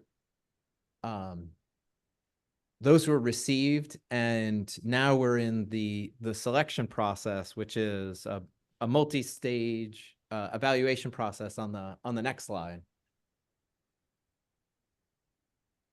So we had 9 vendors that submitted for the technical evaluation, went through a scoring process, and 4 vendors continued from there to go presented demonstrations to the selection team. They also submitted BAFO, which is a funny word, but it means best and final offer. So updating their price, or they had the opportunity to update their pricing following the demonstrations. And then now we're in the due diligence review process to select the vendor that will be recommended to the board and port council. Throughout this, I should just note that the scale that's been used against all those requirements is on a scale of highly advantageous to not advantageous, and so this was shared with vendors as part of the RFR, so they've had kind of full awareness throughout the process of what's the evaluation going to look like. That takes us now to on the next slide. We're nearing the end of the evaluation timeline. So this is another snapshot of the timeline since the writing. Again, this went out on 12/10. The bidders responded on or by 2/21, and then we've been going through this multi-stage selection process to get to this point. So that's what we've done with the RFR. I feel like I should also make sure to mention that the reservation system project is much more than just the RFR. There's a lot of other work streams going on. There's a huge commitment from team members at the Steamship Authority working towards ensuring the infrastructure readiness, and then also working through what the commercial and public experience is going to be, and developing a new pre-season process to replace the existing process that's highly manual, and provide additional utility to the commercial shippers. So on the next steps, we're going to continue the due diligence process for the selection team. We've got sessions with the commercial shippers coming up on Nantucket, on the Vineyard, and then also on the mainland. These are scheduled currently for the 28th and 29th. And in addition to this, there's also going to be the project steering committee has met, the subcommittee of the board, previously met on 4/25 and is planned to meet again on Tuesday on May 20th.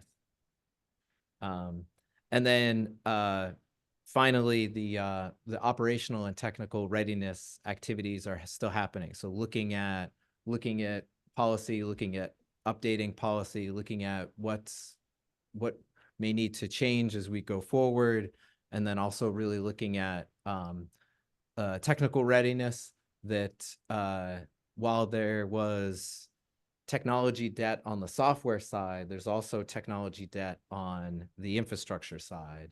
And so there's an existing assessment going on. We're waiting on the final of that to learn what needs to be done to update the systems, especially at the terminals, to make sure that the new system will be able to function as intended.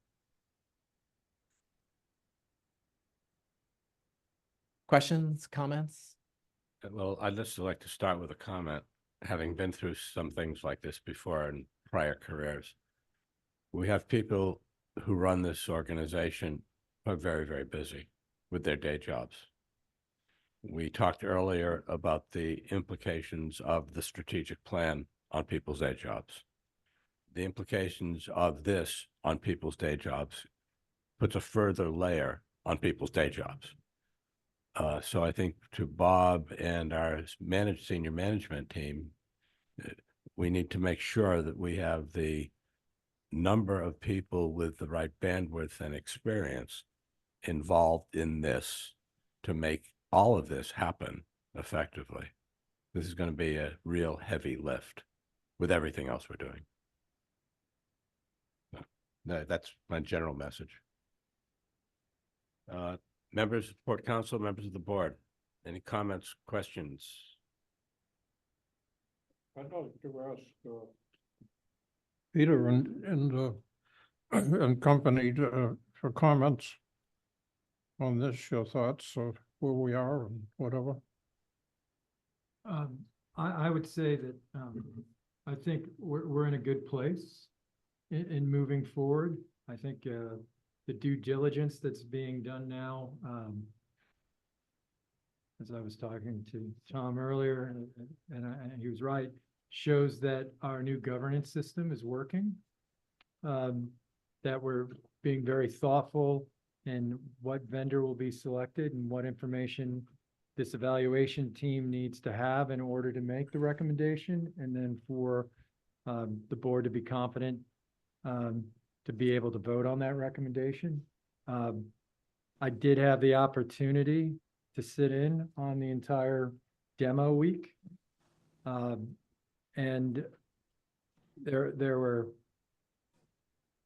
four solutions, some that were more transformative than others. And I can say, though, that I was greatly impressed with the evaluation team, how they went about asking questions of all the vendors,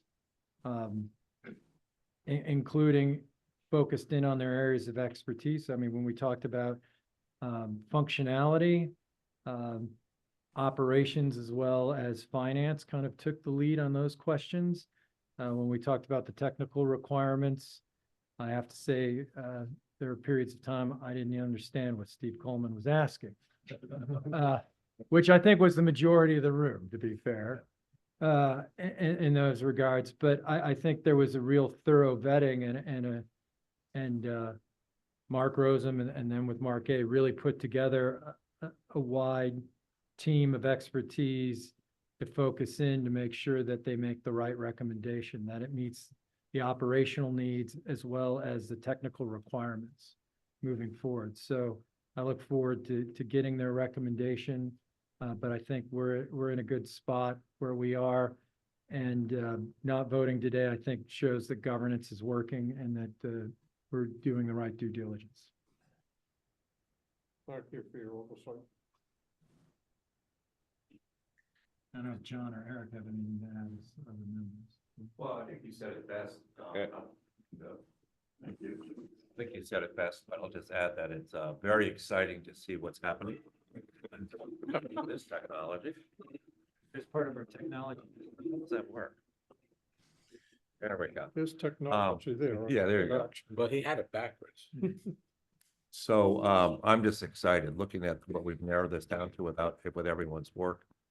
It's a very exciting period because you can see change happening, right? We're about there to come back to you all and say, here's where we want to go. And it's eye-opening. That's all I want to say. Thank you. I'm going to give a very different perspective.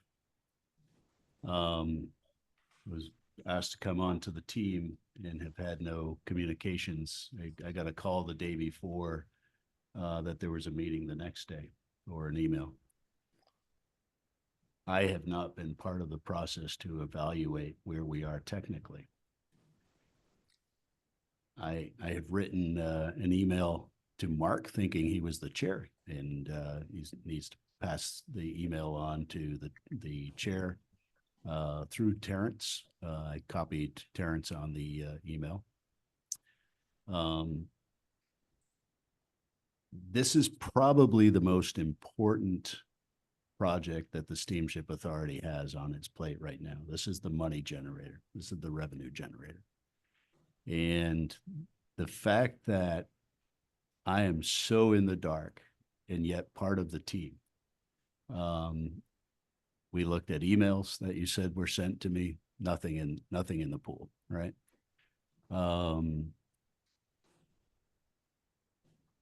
I just want to make sure, and I wasn't going to talk until you asked, Peter, and thank you for doing that.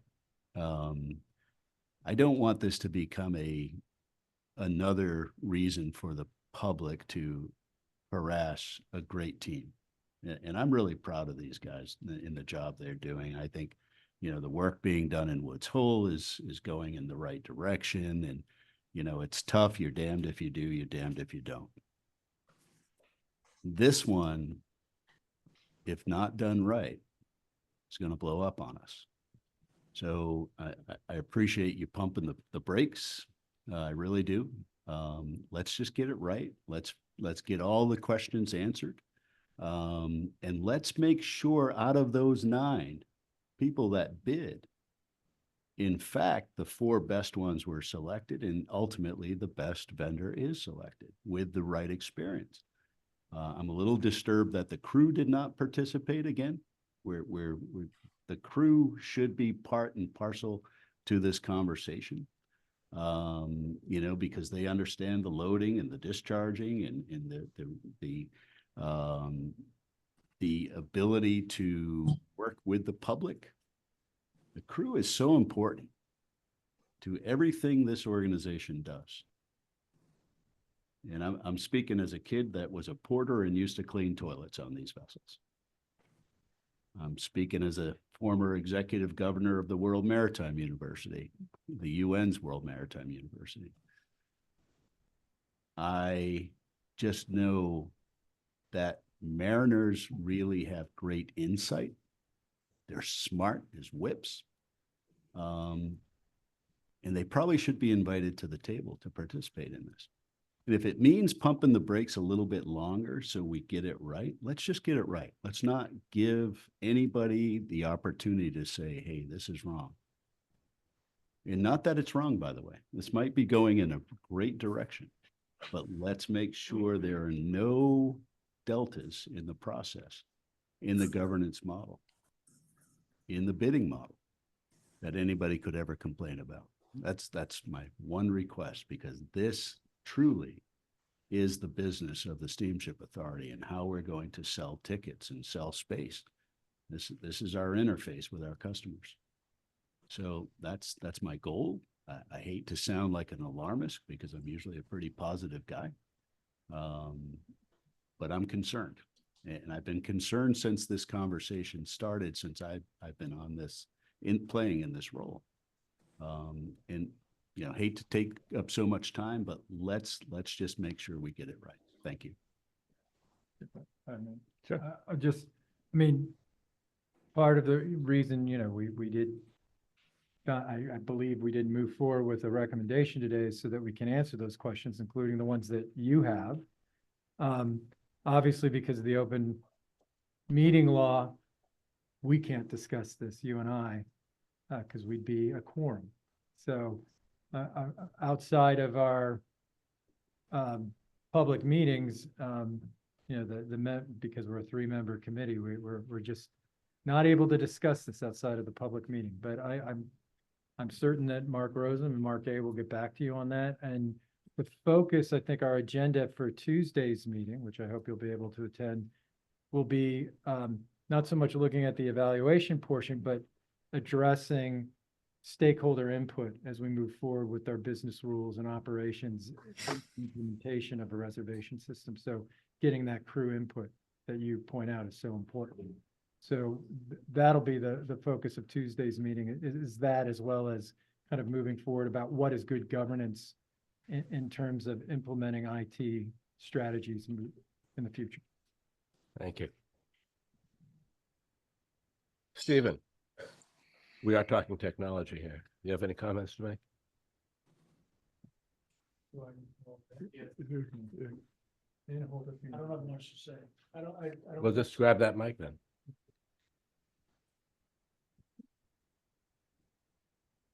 Nope. It went that away.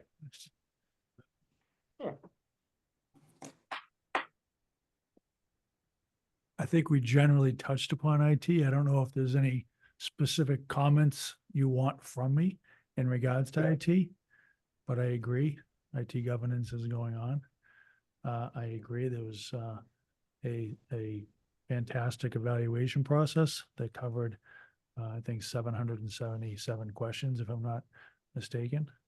Very thorough. Certainly it fell short of Mr. Dewicky's desires, and certainly would never want that to happen. And I hope you're involved further going forward.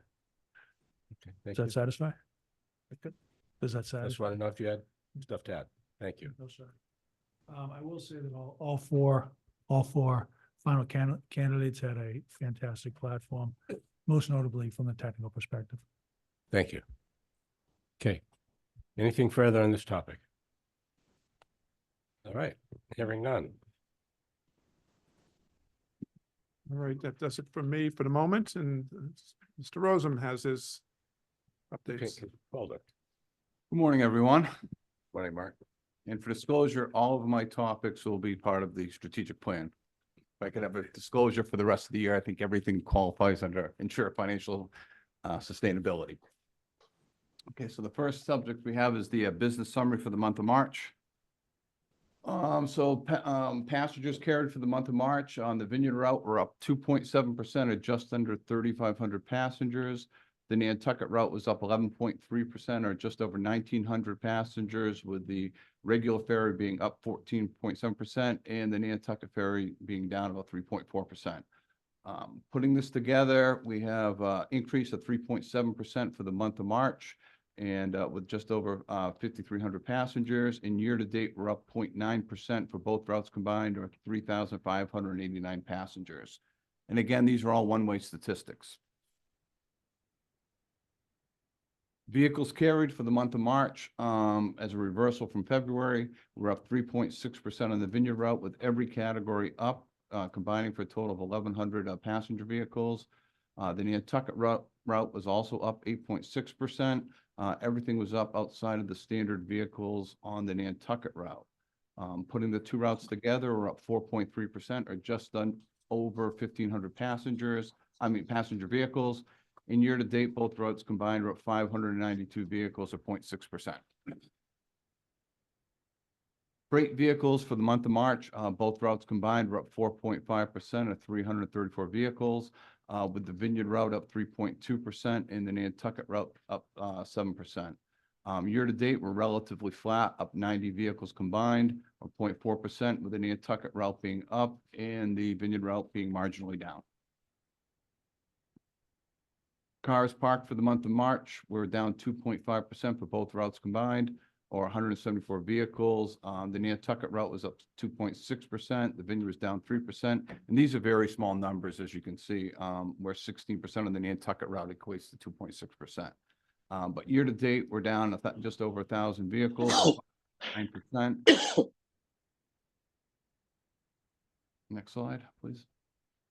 Trip summary. So for the month of March, we had a total of 4 trips canceled for mechanical, 16 for weather, and 50 for traffic consolidation.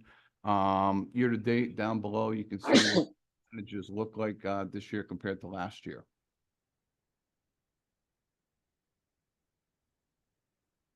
Financial snapshot for the month of March, we had just under 7.1 million in revenue, which was up $48,000. Other income down just under $12,000. Putting these two combined, we had total revenue of 7.3 million, which was ahead of budget. Operating expenses of 12.3 million were higher than budget by 515,000, which we'll go over on the preceding future slide. Total expenses, including income deductions, were 12.5 million, and that was above budget by just under 500,000. So lumping this all together, we had a net operating loss for the month of March of just under 5.2 million, which was above budget by 458,000. Year to date, we have an operating net loss of 15.7 million, but that's lower than budget by 1,751,000. So looking at the operating revenues for the month, operating revenues were up 48,000. We still see a weakness in the barge offloading on Nantucket. There was a couple projects last year that aren't coming in this year, so that's where you can see the primary and the barge numbers there. And the automobile revenue is down, and that's really because of the mix in the standard versus the excursions, but we're starting to see that flattening out more over time. On the expense side, we had an increase of 515,000 on expenses. The big driver there is the maintenance expense, but as mentioned last month, that's a timing issue where this month we're up 694,000. Last month we're down 1.8 million. That's really the timings from some of the vessel expenses being realized in the dry docks. So year to date, we're down 2.4 million or 6.5%. Fuel expense for the year is down 292,000 or 14.4%. We budgeted for 322 and the fuel's coming in with net hedging at 261. Passengers carried for the month of April, both routes combined, were up just over 7,700 passengers at 3.9%. Year to date, we're up 11,348 passengers or 1.9%. Total vehicles carried for the month of April, we're up on the Vineyard route, 1,937 vehicles or 4.9%. Nantucket was pretty flat or up 34 vehicles. For the month combined, we're up 3.9% for all vehicle traffic for both routes. And year to date, we're up 1.6% for both routes combined, or just over 2,600 vehicles. With that, I'd be happy to answer any questions on the business summary. Anybody? Board counsel? Board? Mr. Muni has this. Hi, Rob. Yeah, hi, just one question. I guess it would mainly apply to the April numbers that you're sort of preliminary. Anything noticeable with respect to the new ship and any impact or anything that you can measure from that relative to the overall performance this past month? I think some of it had to do with the weather more than the ships itself, and that's something we're looking at as part of the budget process, and which we'll get into on another slide, is the different loads and the fuel capacity, the burns that they're taking on. So on the Vineyard Run, we've had the Barnstable on for about 9 days, I think, 10 days on there. So each run is different, where on the Nantucket Run this type of year, it's more concentrated on freight vessels, and on the Woods Hole Run, it's more freight in the morning and mixed loads during the rest of the day. So we're still compiling that data, Rob. Yeah, okay. I think sort of my same comment as I made earlier about, it's getting data as early as possible and starting to kind of build a database of information. That way you'll understand, we'll all understand well just what the impacts of the new vessels are and, how to optimize them. Thank you. Not a problem. And we have plenty of data for you. If you look at the cost of service model that we sent up for last year, we're on the same page. I know you have plenty of data, but now we got new ships, so it'll be interesting to see how that impacts things, hopefully positively. Thank you. Anything further? Okay, Mr. Rosen. So if I could take the budget policy ahead of the cost of service, if that's Sure. okay, taking them out of order. So for this year's budget process for 2026, it'll be similar to what we've used in the prior years.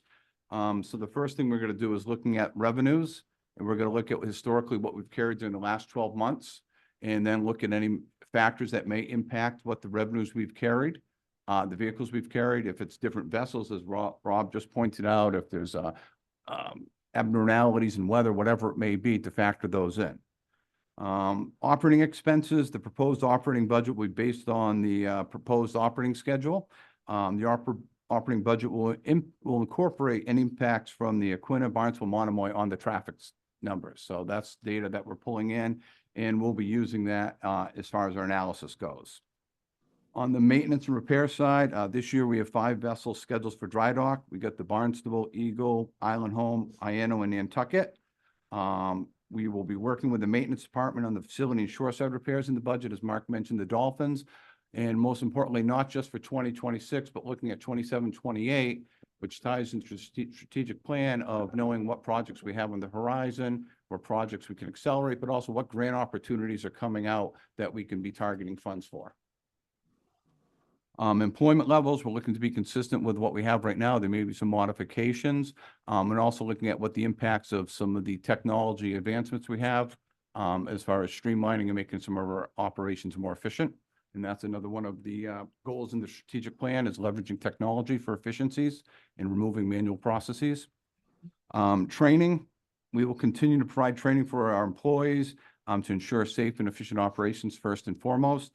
These include SDCW, bridge management, bridge resource training, oil spill response, cybersecurity, customer service, computer training, all the ways from system specific to general overall knowledge on how to use Microsoft platform. We're also looking at continuing our semi-annual training development fair that is very well received from our employees, and we're seeing a lot of dividends coming out of that process. And additionally, we're going to be incorporating to the budget as we transition to a new reservation system.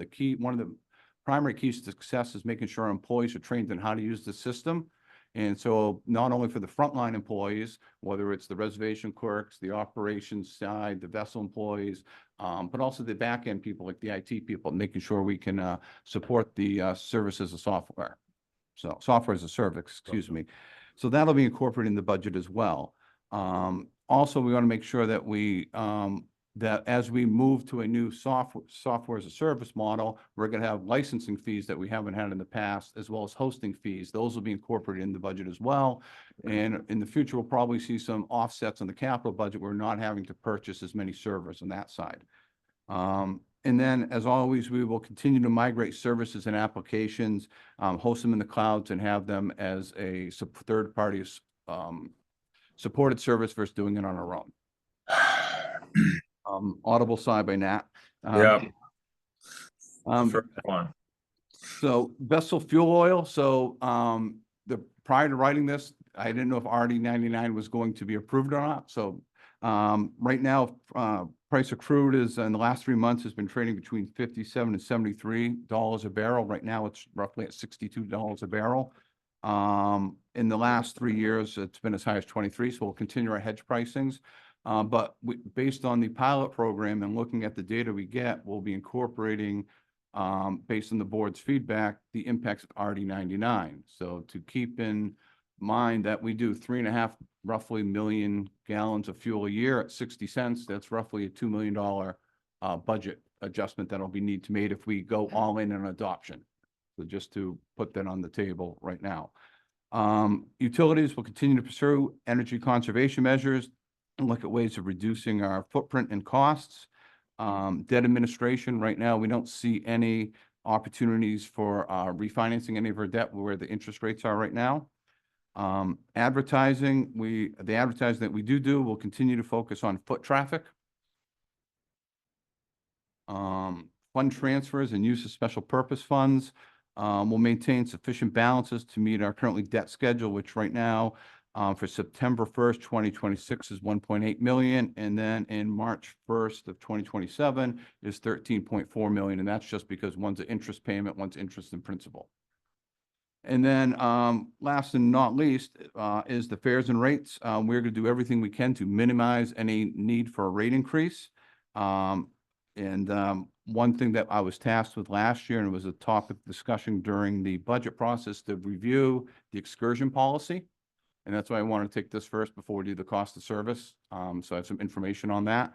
And then as always, I'll be pestering the board and the staff about going over the budget ahead of time to make sure there's any input, any feedback, any questions, anything that we're missing as a team, because it's a collaborative effort by everyone. So as far as the timetable goes, we're already a little bit ahead of schedule that we're sending out the payroll sheets to all of the departments right now. Then in mid-June, we'll be extending out the operating expenses, reviewing them with the department heads, and then coming to a preliminary presentation in September to the Port Council and Board. We having open houses like we have done in the previous years at various communities on the budget in September, then coming back for a vote in October. So that's the planned schedule for the budget. Sorry to be long-winded, but I'll take any questions anyone has regarding or suggestions regarding the budget policy. Question, do you notice any change in grant availability with the new administration? I know the certain grants that were more eligible, available or not as available right now, like alternative energy, that's one thing that was more prevalent in the past. It's not as prevalent now. We still have a couple grants that we're applying for. Caroline Muldoon, our grant administrator, is still actively seeking that. And I know in the beginning, during the administration change, there's a slowdown in the releasing of the funds. But as far as the majority of our funds come through formula funds, and we have not seen any impact on that as far as availability. We just got our assessment for next year. It's pretty close for what it was the previous year, which is good news. That's with the CCRTA program. Peter? I would just ask, I know we've had a lot of conversations offline about this, but when we're looking at the budget for next year, reevaluating our wharfage fees and how we come up with that calculation and kind of separating that out as well as when we evaluate our license fee. Yes, can do, because it's a good deal, not for the steamship, the wharfage fees. Yes, I'd like to tie up our Nantucket dock. Anything from the Port Council? So hearing nothing. So I'd like, if I can get a vote from the Port Council to recommend the budget policy in calendar. Is there a motion from a member of the council? So moved. Thank you, John. Is there a second? Second. Thank you, Eric. All in favor, seeing who's on mute. Joe? Aye. Rob? Aye. Matt? Aye. John? Hey, alive? Eric? Aye. And Gordon's an aye as well. Thank you. Vote from the board. I'll move. Second, Moved and seconded. Please, all in favor? Tierney, aye. Jeffrey, I. Malcolm, aye. Jones, aye. Randy, I. Thank you, Mr. Rainey. Okay, you're still on, Mark. Okay, cost of service, I'm not gonna go over all 200 pages to bore everyone. But I have a PowerPoint this year based on feedback from Mark Snyder. That last year's Nantucket meeting gave me some suggestions how to improve the presentation. So as always, we're always trying to improve here. So put a quick presentation to hit the highlights.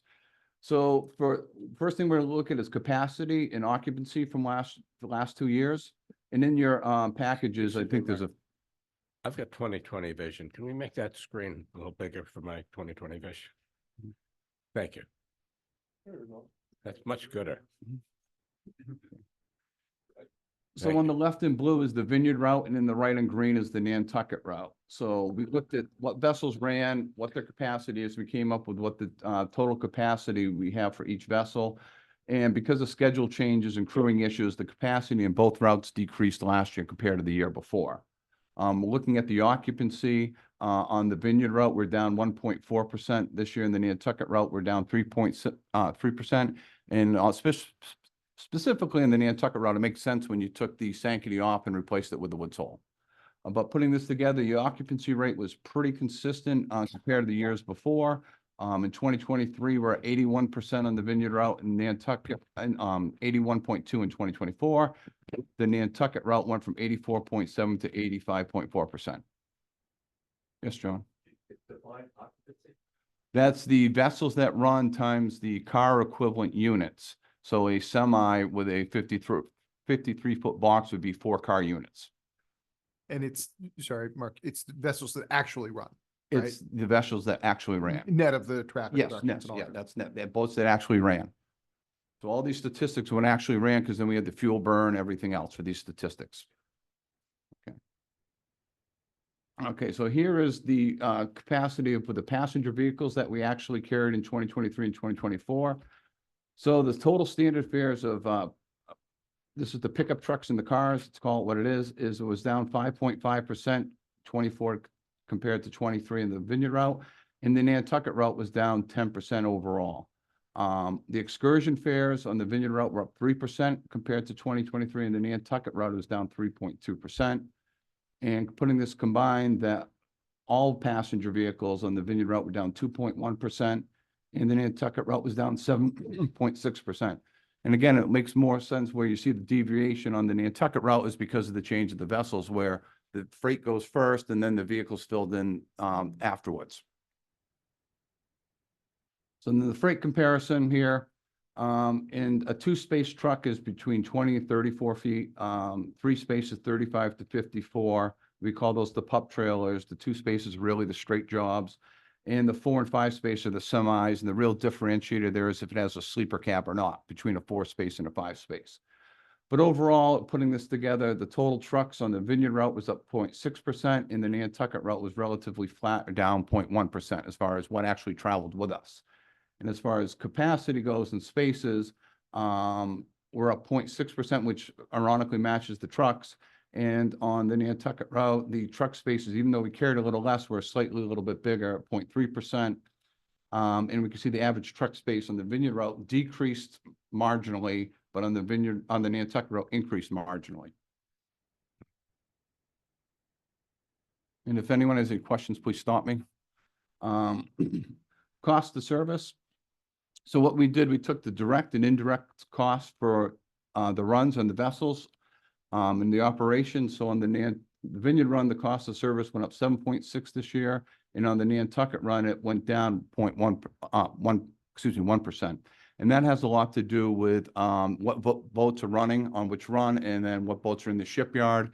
And the indirect costs, such as, say, the computer system and Mashpee reservations, are based on transactions.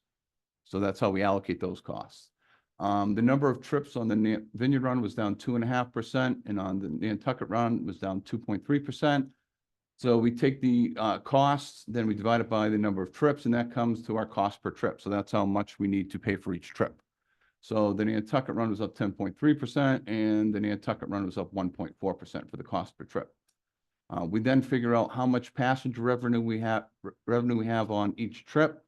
And then we back that out and that finds out how much does how much cost do we have that the vehicles need to maintain to cover the cost of that trip operating. So the average cost per car went up 11.9% on the Vineyard route, and the average cost per truck went up 11.5%. When I say truck, that is the freight truck, not pickups. And on the Vineyard route, on the Nantucket route, it went up 3.1% and 3.6%, respectively.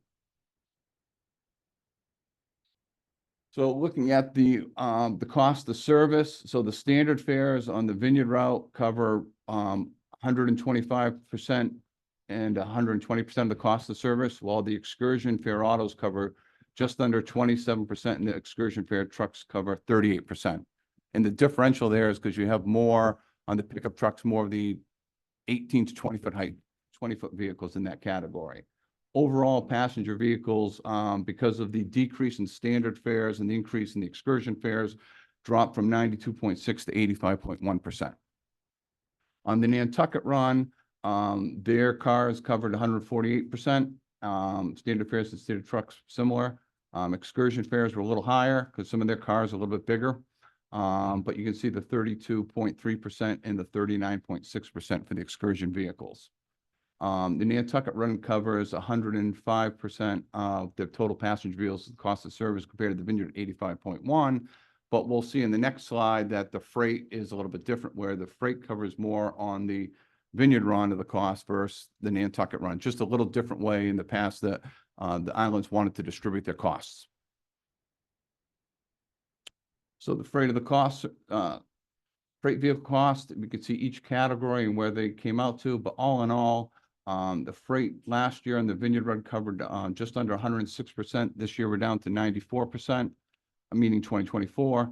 And on the Nantucket run, it went from 85% to 86.1%. So there we can see the inverse relationship of the cars and the trucks covering their cost. Okay. And now going to the excursion fares, if we could blow the slide up, Sean, this one's hard to read, I'm sorry. One more click, if you don't mind. Okay. All right.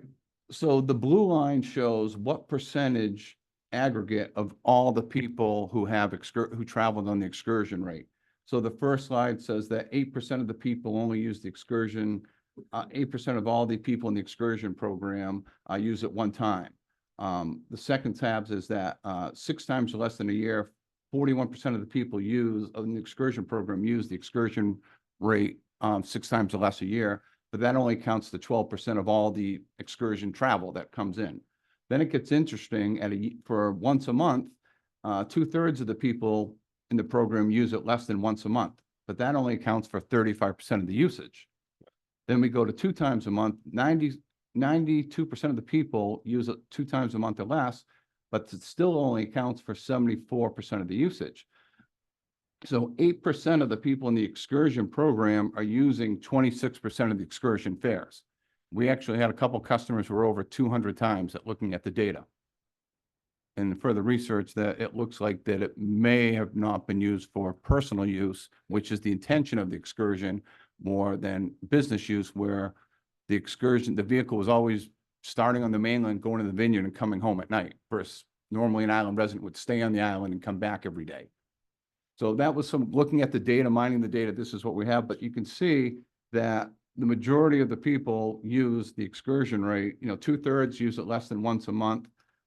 92% use it less than 2 times a month. So when we're looking at the excursion program, that's something we're going to look at. So on the Nantucket route, similar patterns, but less volume because it's 3 times the length of travel.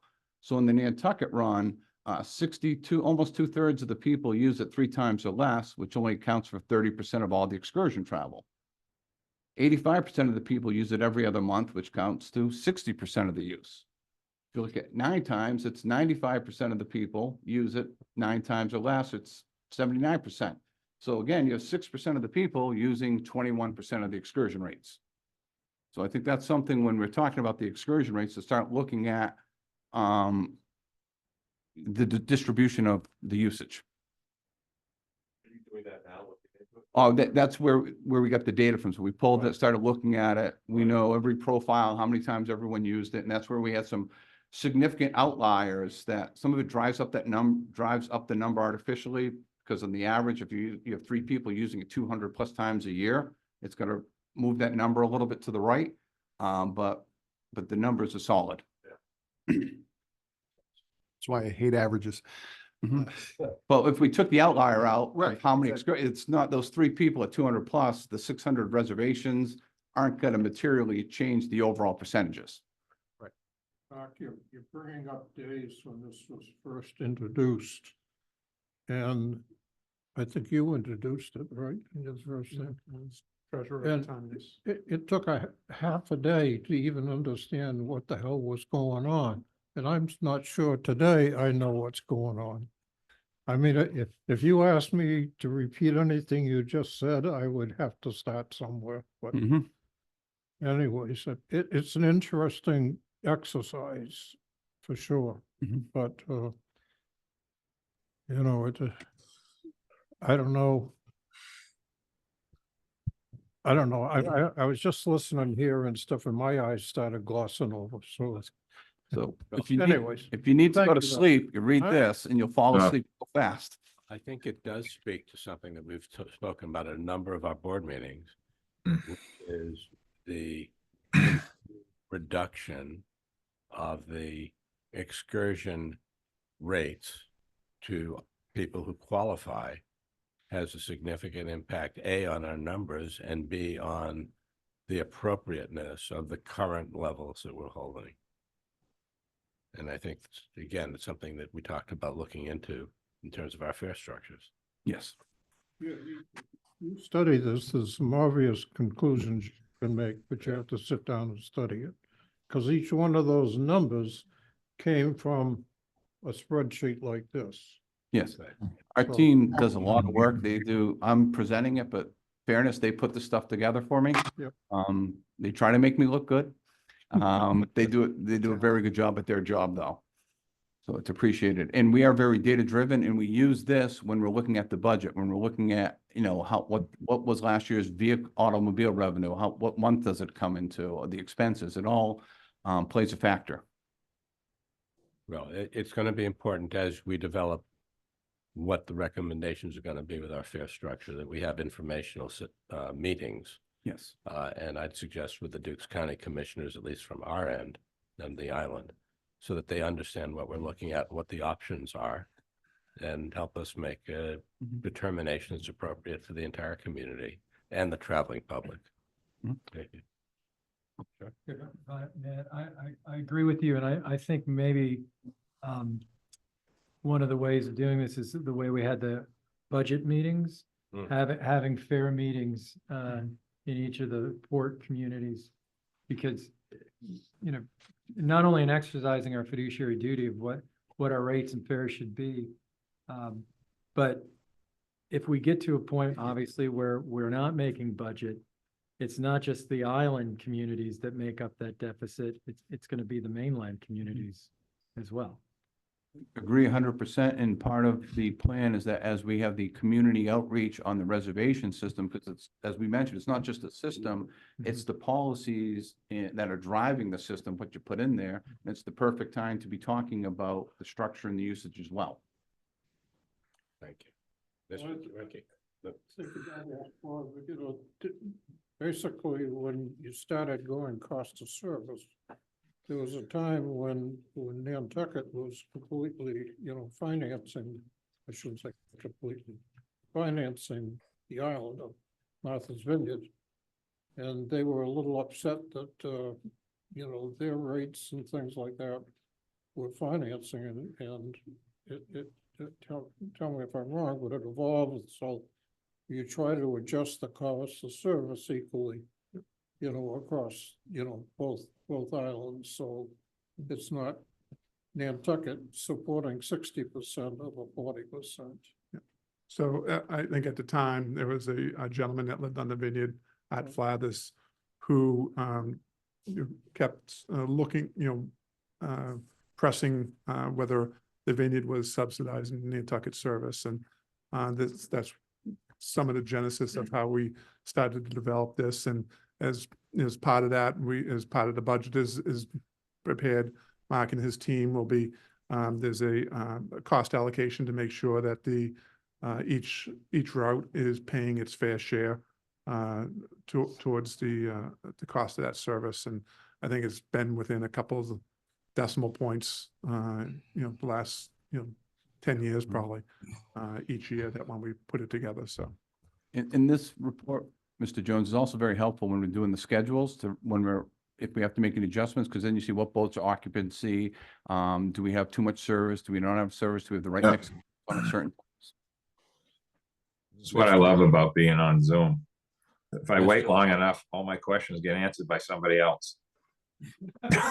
We're almost to the, you've almost answered all my questions without me ever asking them. So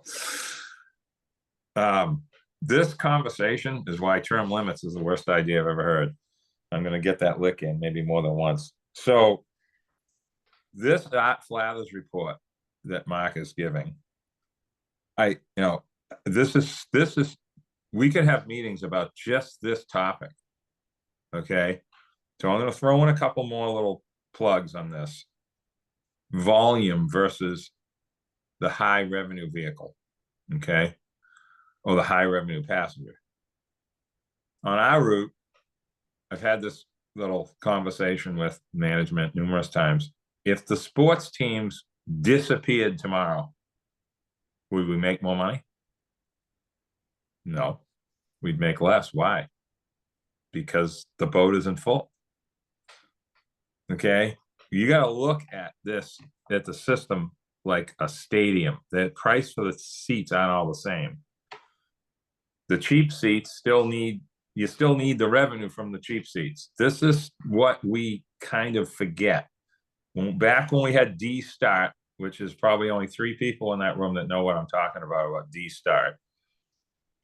You had the most lopsided prices for trucks based on what they were carrying and what their tail weight was. And we have got a pretty good setup here with the structure. But my thinking has been, in talking to Mark and Allison about stuff like this, how do we get more cars on the boat when there's room, especially in the off season? And I still feel that we need to look at the excursions and breaking the excursions up into a 3-price tier instead of 2.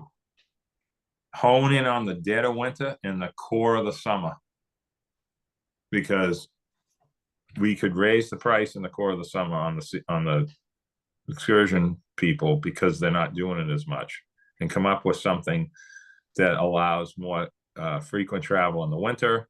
A little, there's ways to fix this. It's on our route. Now, what Mark just said, the last thing he just said answered my biggest thing. We're right now in a major change with volume on the boats, with the deck space, with these new boats that are going to carry more. We're going to be doing more with less trips. And we went through this exercise 20 years ago with the freight boats getting widened and lengthened over that 1997 to 2004 period. And we ended up having less service overall, but more space. And I think that's what's going to be happening over the next, I'd say, 18 months with both routes. And I'll leave it at that. Thank you. Thanks, Scott. Anybody else? Could I just ask a question? Great data that you found on people possibly abusing the excursion rate for business purposes. How did you target in on that data, and how do you kind of confront that as you move forward? So the data was so far out of, it was an outlier of the norm. And then like, what's going on here? Then you dug into the actual reservations individually. You did a data poll, you pull it in, you see this when they started leaving, and you look for patterns. And so we got the overall big picture data, then you look for outliers, and you find, where one of the concerns was maybe the person was traveling for medical and had a medical need, but looking at everything else, that wasn't the case. So there's a medical rate, and you take the big picture, then you start whittling it down till you come to a conclusion.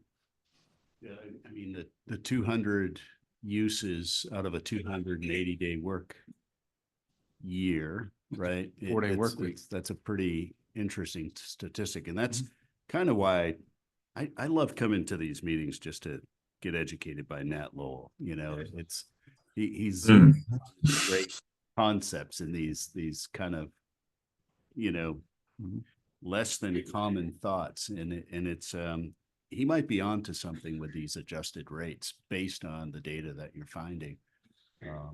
Really fascinated with the two concepts maybe being melded together. So that's one thing, I gotta be careful make sure what I can say and what I can't say.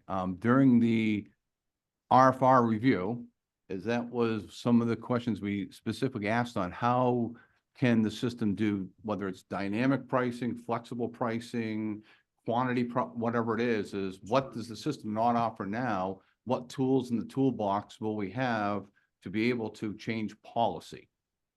So the more flexible you have on doing things, like for instance, we use data, and one of the things we hear, we have a lot of medical travel at certain times of the day. Grab the data. If we know we have 4 medicals traveling, say every day at 3:45, let's block out 4 spaces of medical on that, say Monday, Tuesday, Wednesday, Thursday, so we can accommodate them, because the statistics are the statistics. You look at the outliers, but things like that, and at certain points, if they're not being used, you move them around. Or do we have too much space held for medicals at 6 a.m. out of Woods Hole?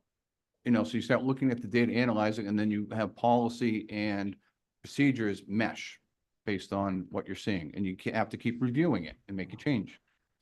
Nice. Can I add something? I don't mean to, my little screen's not working for my hands. So what Eric just said, it made me think of something, Mark, something you and I have talked about already 100 times. You know everything? Was that? No. So one of the things, and this is a testament to the islands getting benefits with the excursion. So what's happened too is the price difference between one-way tickets, whether it's over 20 feet or a regular standard vehicle, versus the excursion is separated more now. Okay. Well, the same with trucks, obviously. So freight is like the fish thing that we fixed, Mark, with the oysters, right? Nobody on the face of the planet was talking about oysters 20 years ago. Forget about, I mean, nobody. And that some of the policies on rates are so old that they go back to a period of time where like, it just doesn't apply now, okay? What they used to do with scallops going off island, open scallops, they used to put them in the back of a food guy's truck with a refrigerated trailer, and he got a reduced rate just to bring the scallops away and drop them off wherever they were going. That doesn't happen anymore. It's completely different. So you have to, sometimes you got to look at the trends that have changed, and that fits into the excursion as well. It isn't cut and dry commercial versus excursion. It's more about family vehicles with commercial plates that are over 20 feet. So if someone's going to Home Depot, is that freight? Should they be paying $200 each way with a truck or 3 to go to Home Depot in their pickup truck? I mean, that's the kind of stuff that exists today versus what was around in the 90s or before. So just want to kind of throw that into the mix of what Mark is discussing. I look forward to seeing this when it's compiled and what your recommendations will be. We'll be talking before my recommendation comes out, yes. Yes, thank you. Okay. Next item. One last thing, just wanted to give the board an update on the bond resolution that was approved in December of 2024. On Monday, we sold $20 million of Steamship Authority's 2025 Series A bonds. We had 16 bids that came in at a net interest cost ranging between 3.028% to 3.28%. No, I'm rounding to 2 decimals to save everyone some time. But anyways, FHN Financial Capital Markets was the low bidder. They were also the bidder that bought the previous issue. Right. So that's good news. And Moody's Service assigned us a rating of AA1 to this bond issue, mostly because with a relationship with the Commonwealth. And we were assisted on the sale with a Unibank Financial Advisory Service, Brianne Susel, and our bond counsel, Rick Manley from Troutman Pepper Lock LLP. So we had a good rate for considering the market. It's a Thank little you. bit higher than what we expected in December, went up about a quarter point, but so did the 10-year bond Yeah. went up, so can't control the interest rates. Thank you very much. And that's it Nice for me. work. Thank you. Nice placement. Okay. Thank you, Mark. All right, one item under procurement, seeking, requested members authorize the general manager to award contract number 02-2025 dry dock and overhaul services for the MV Martha's Vineyard to the lowest eligible and responsible bidder, which is Steamship and Repair Company of New London, Connecticut, for a total contract price of $1,566,401. The Martha's Vineyard is scheduled to enter shipyard availability September 10th, 2025 through October 21st for a hull exam, rudder, propeller, shaft maintenance, watertight door maintenance, blasting, coating maintenance, work on the portable water tanks and the underwater superstructure areas. Packages were sent to 14 shipyards. There were 2 responsive bids that were received. So we're seeking authorization to award contract number 02-2025 dry dock and overhaul services for the MV Martha's Vineyard to the lowest eligible and responsible bidder, same shipyard and repair company of New London, Connecticut. Total contract price of $1,566,401. Thank you. Is there a motion? Oh, sorry, do we want to go to the Port Council? Motion from the Port Council to approve as recommended. Motion? Mr. Wiki, thank you. Second, I'll second. John. All in favor, Joe? Aye. Rob? Gotta keep you on your toes. Oh, okay. Nat? Aye. John? Stay alive. Eric? Aye. And Gordon's an aye as well. Thank you. Comes to the board. Is there a motion to accept this? So moved. Thank you. And it's been moved and seconded. All in favor, please? Tierney, aye. Thank you. Jeffrey, I. Malcolm, aye. Jones, aye. Randy, I. Thank you, Mr. Rainey. That's been carried. Update, Okay. general manager search? Yes, Anything further? I didn't have anything further. Well, I do have something after the general manager's search update, so. I'd just like the board, Port Council, to get an update on, from the general manager working group search committee. The Fast Stream, who is our placement agency, our headhunter group, met individually with each of the 4 members. That's Mr. Jones, myself, Mr. Lowell, Mr. Munir. Got our input in terms of each of us, in terms of what we thought about the position, what we were looking for in terms of the individual experience, qualities, demonstrated capacity, so on and so forth.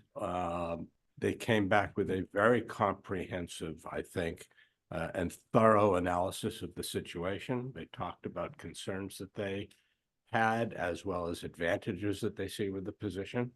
I think it was very realistic, and it was definitely very thorough.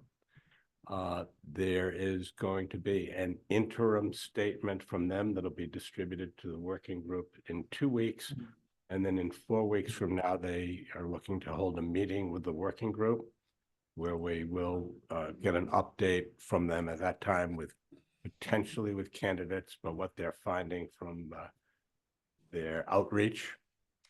And other than that, as the timeline, that's pretty much the status of where we are. Nat or Rob or Mr. Jones, you want to add anything to this? No, not really. I think it's very obvious that we picked a high caliber headhunter. They've been around for 25 years. They know the drill. They ask the right questions. They're putting together, they've got to put together a pro forma, basically explaining who we are and what we do and what we're all about. And next step after they'll be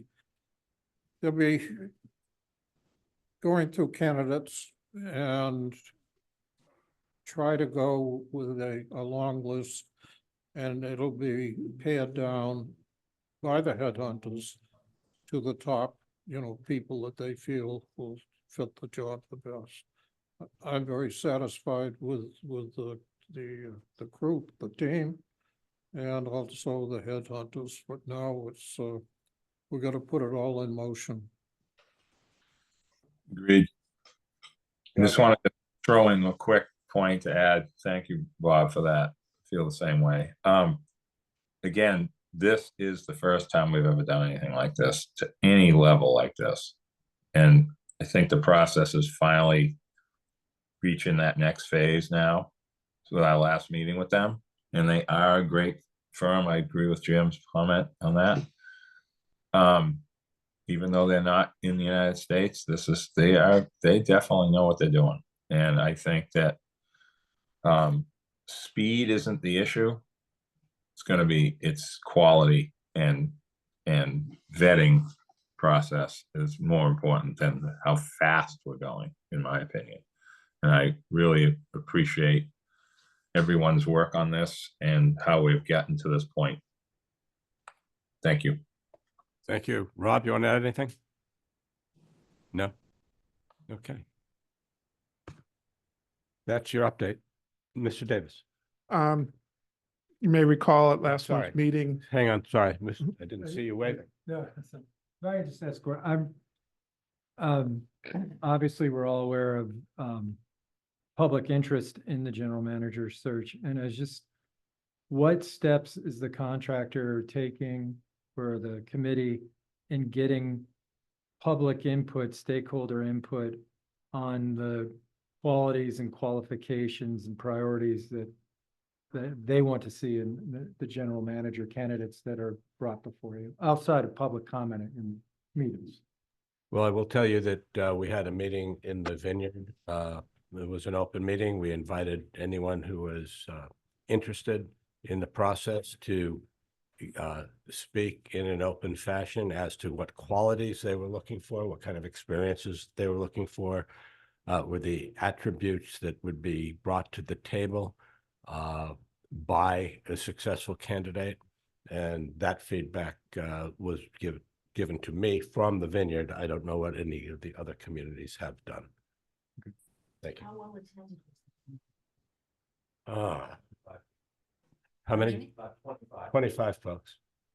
But key stakeholders. Yeah. A good representation of that point. Interesting part. No, I think it was a very worthwhile exercise, and we got a lot of feedback, confirmed things that we had thought, and there were some new and interesting ideas as well. Thank you. Okay, now we're up. Sir.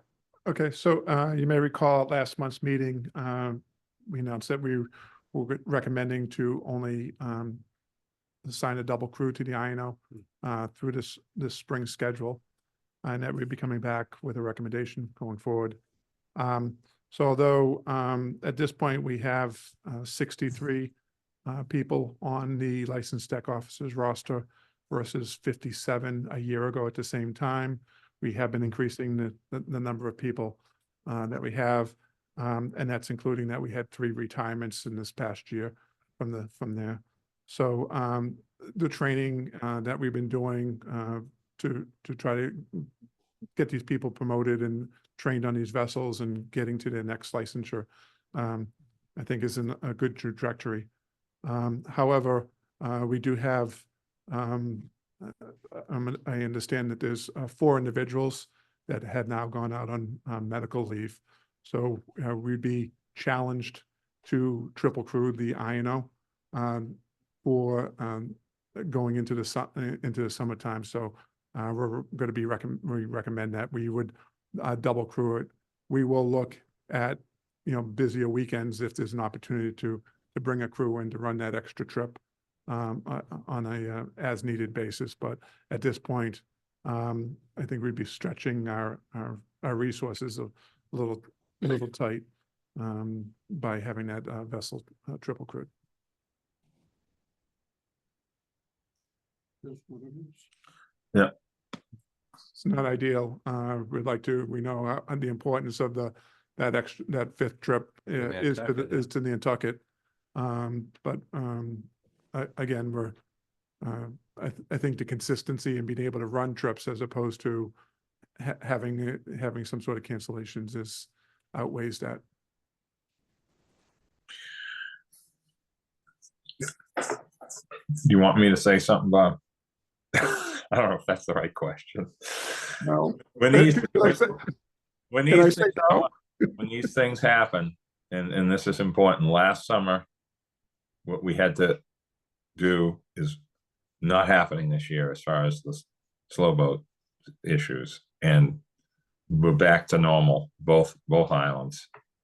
This trip on this boat, if anything has to be altered for whatever reason, this is the one that needs to be. Not a slow boat trip, not a vessel, not any of that. This is the only one that is not detrimental per se to the overall operation of the Nantucket route. So that'll be my way of explaining it unprofessionally, the best way I can. Good for me. Anything further on that?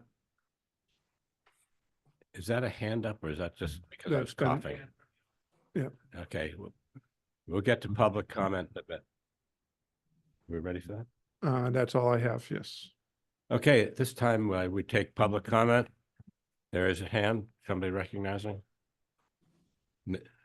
Sean, will you run this? Yeah. Waiting patiently, go ahead. Yeah, hey everyone, Jason Grazia Day, Nantucket Current. Two questions. One was on the item you just talked about, Bob. I'm not sure everyone is completely up to speed on what triple crewing or double crewing means, but just to put it in plain English, there will be no 8 o'clock running of the INO for the summer on the Nantucket route. Is that correct? Is that the right way to interpret what you said? Yeah, so the last trip, the summer schedule would typically be a 5-trip schedule. So the 7:30 from Hyannis to Nantucket and the return at 8:45 would not be running. Okay, so the 7:30 from Hyannis to Nantucket and the return at 8:45. 8:45, yes. Okay. Yeah, yes. Yep.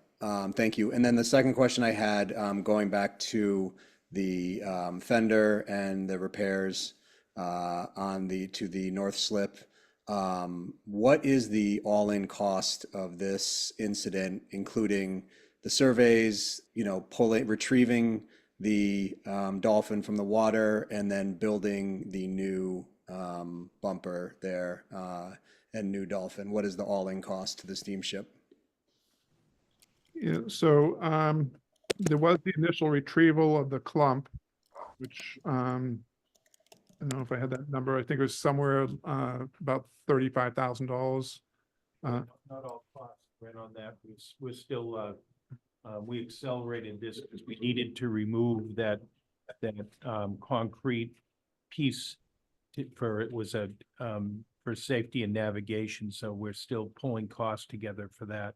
And we had a contract firm price from Coastal Marine LLC for the repairs and install of the new reaction block and fendering. I believe that was $554,000. No, it's $371,567. I was looking at the total cost, but excuse me, that was correct. Your cost is correct, sorry. So I'm sorry, was the total cost 500,000 all in for the incident, including the surveys and the retrieval and the building of the new one? Was that right? We're going to be in that area. We haven't evaluated, got all the costs in, but that's correct in that area. Okay, thank you very much. Thank you. And Suzanne Kuffler. Hi, can you hear me? Yes. Okay. I think I speak for members of my community that there's an interest here of talking with the candidates from a port community perspective. Is that possible to work that out, please?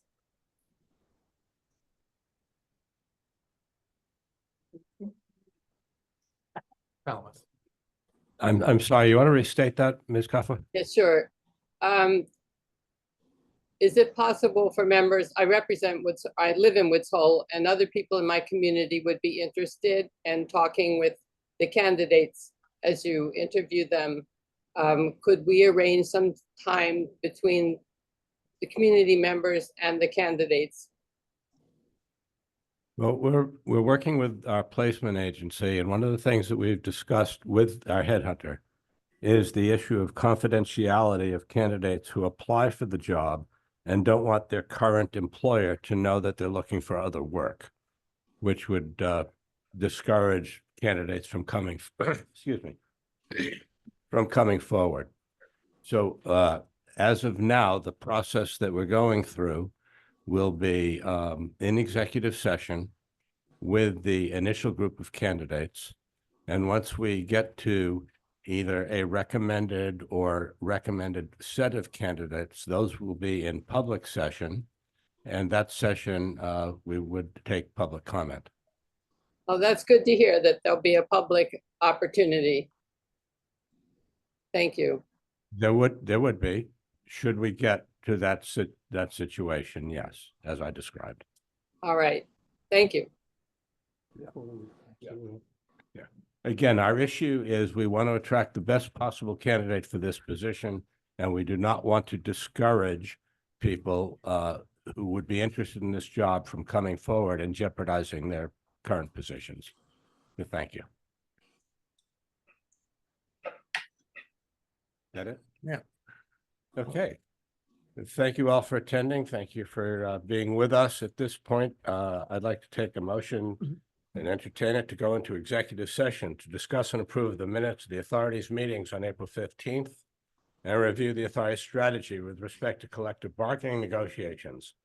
Because a public discussion of these matters may have a detrimental effect on the authority's negotiating and bargaining position, the matters include the anticipated and ongoing negotiations with Teamsters Local 59 and MEBA's District Number 1 PCD, as well as discussion with respect to a tentative collective bargaining agreement with Local 59 governing terms and conditions of employment for the authority's unlicensed vessel employees.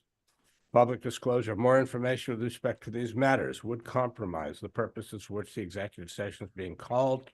After the conclusion of the executive session, we will not reconvene in public.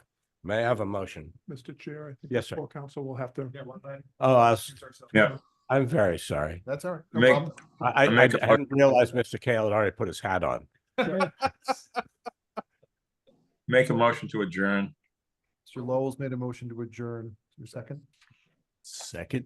Thank you, Eric. All in favor going around the table, Joe? Aye. Matt? Aye. Don?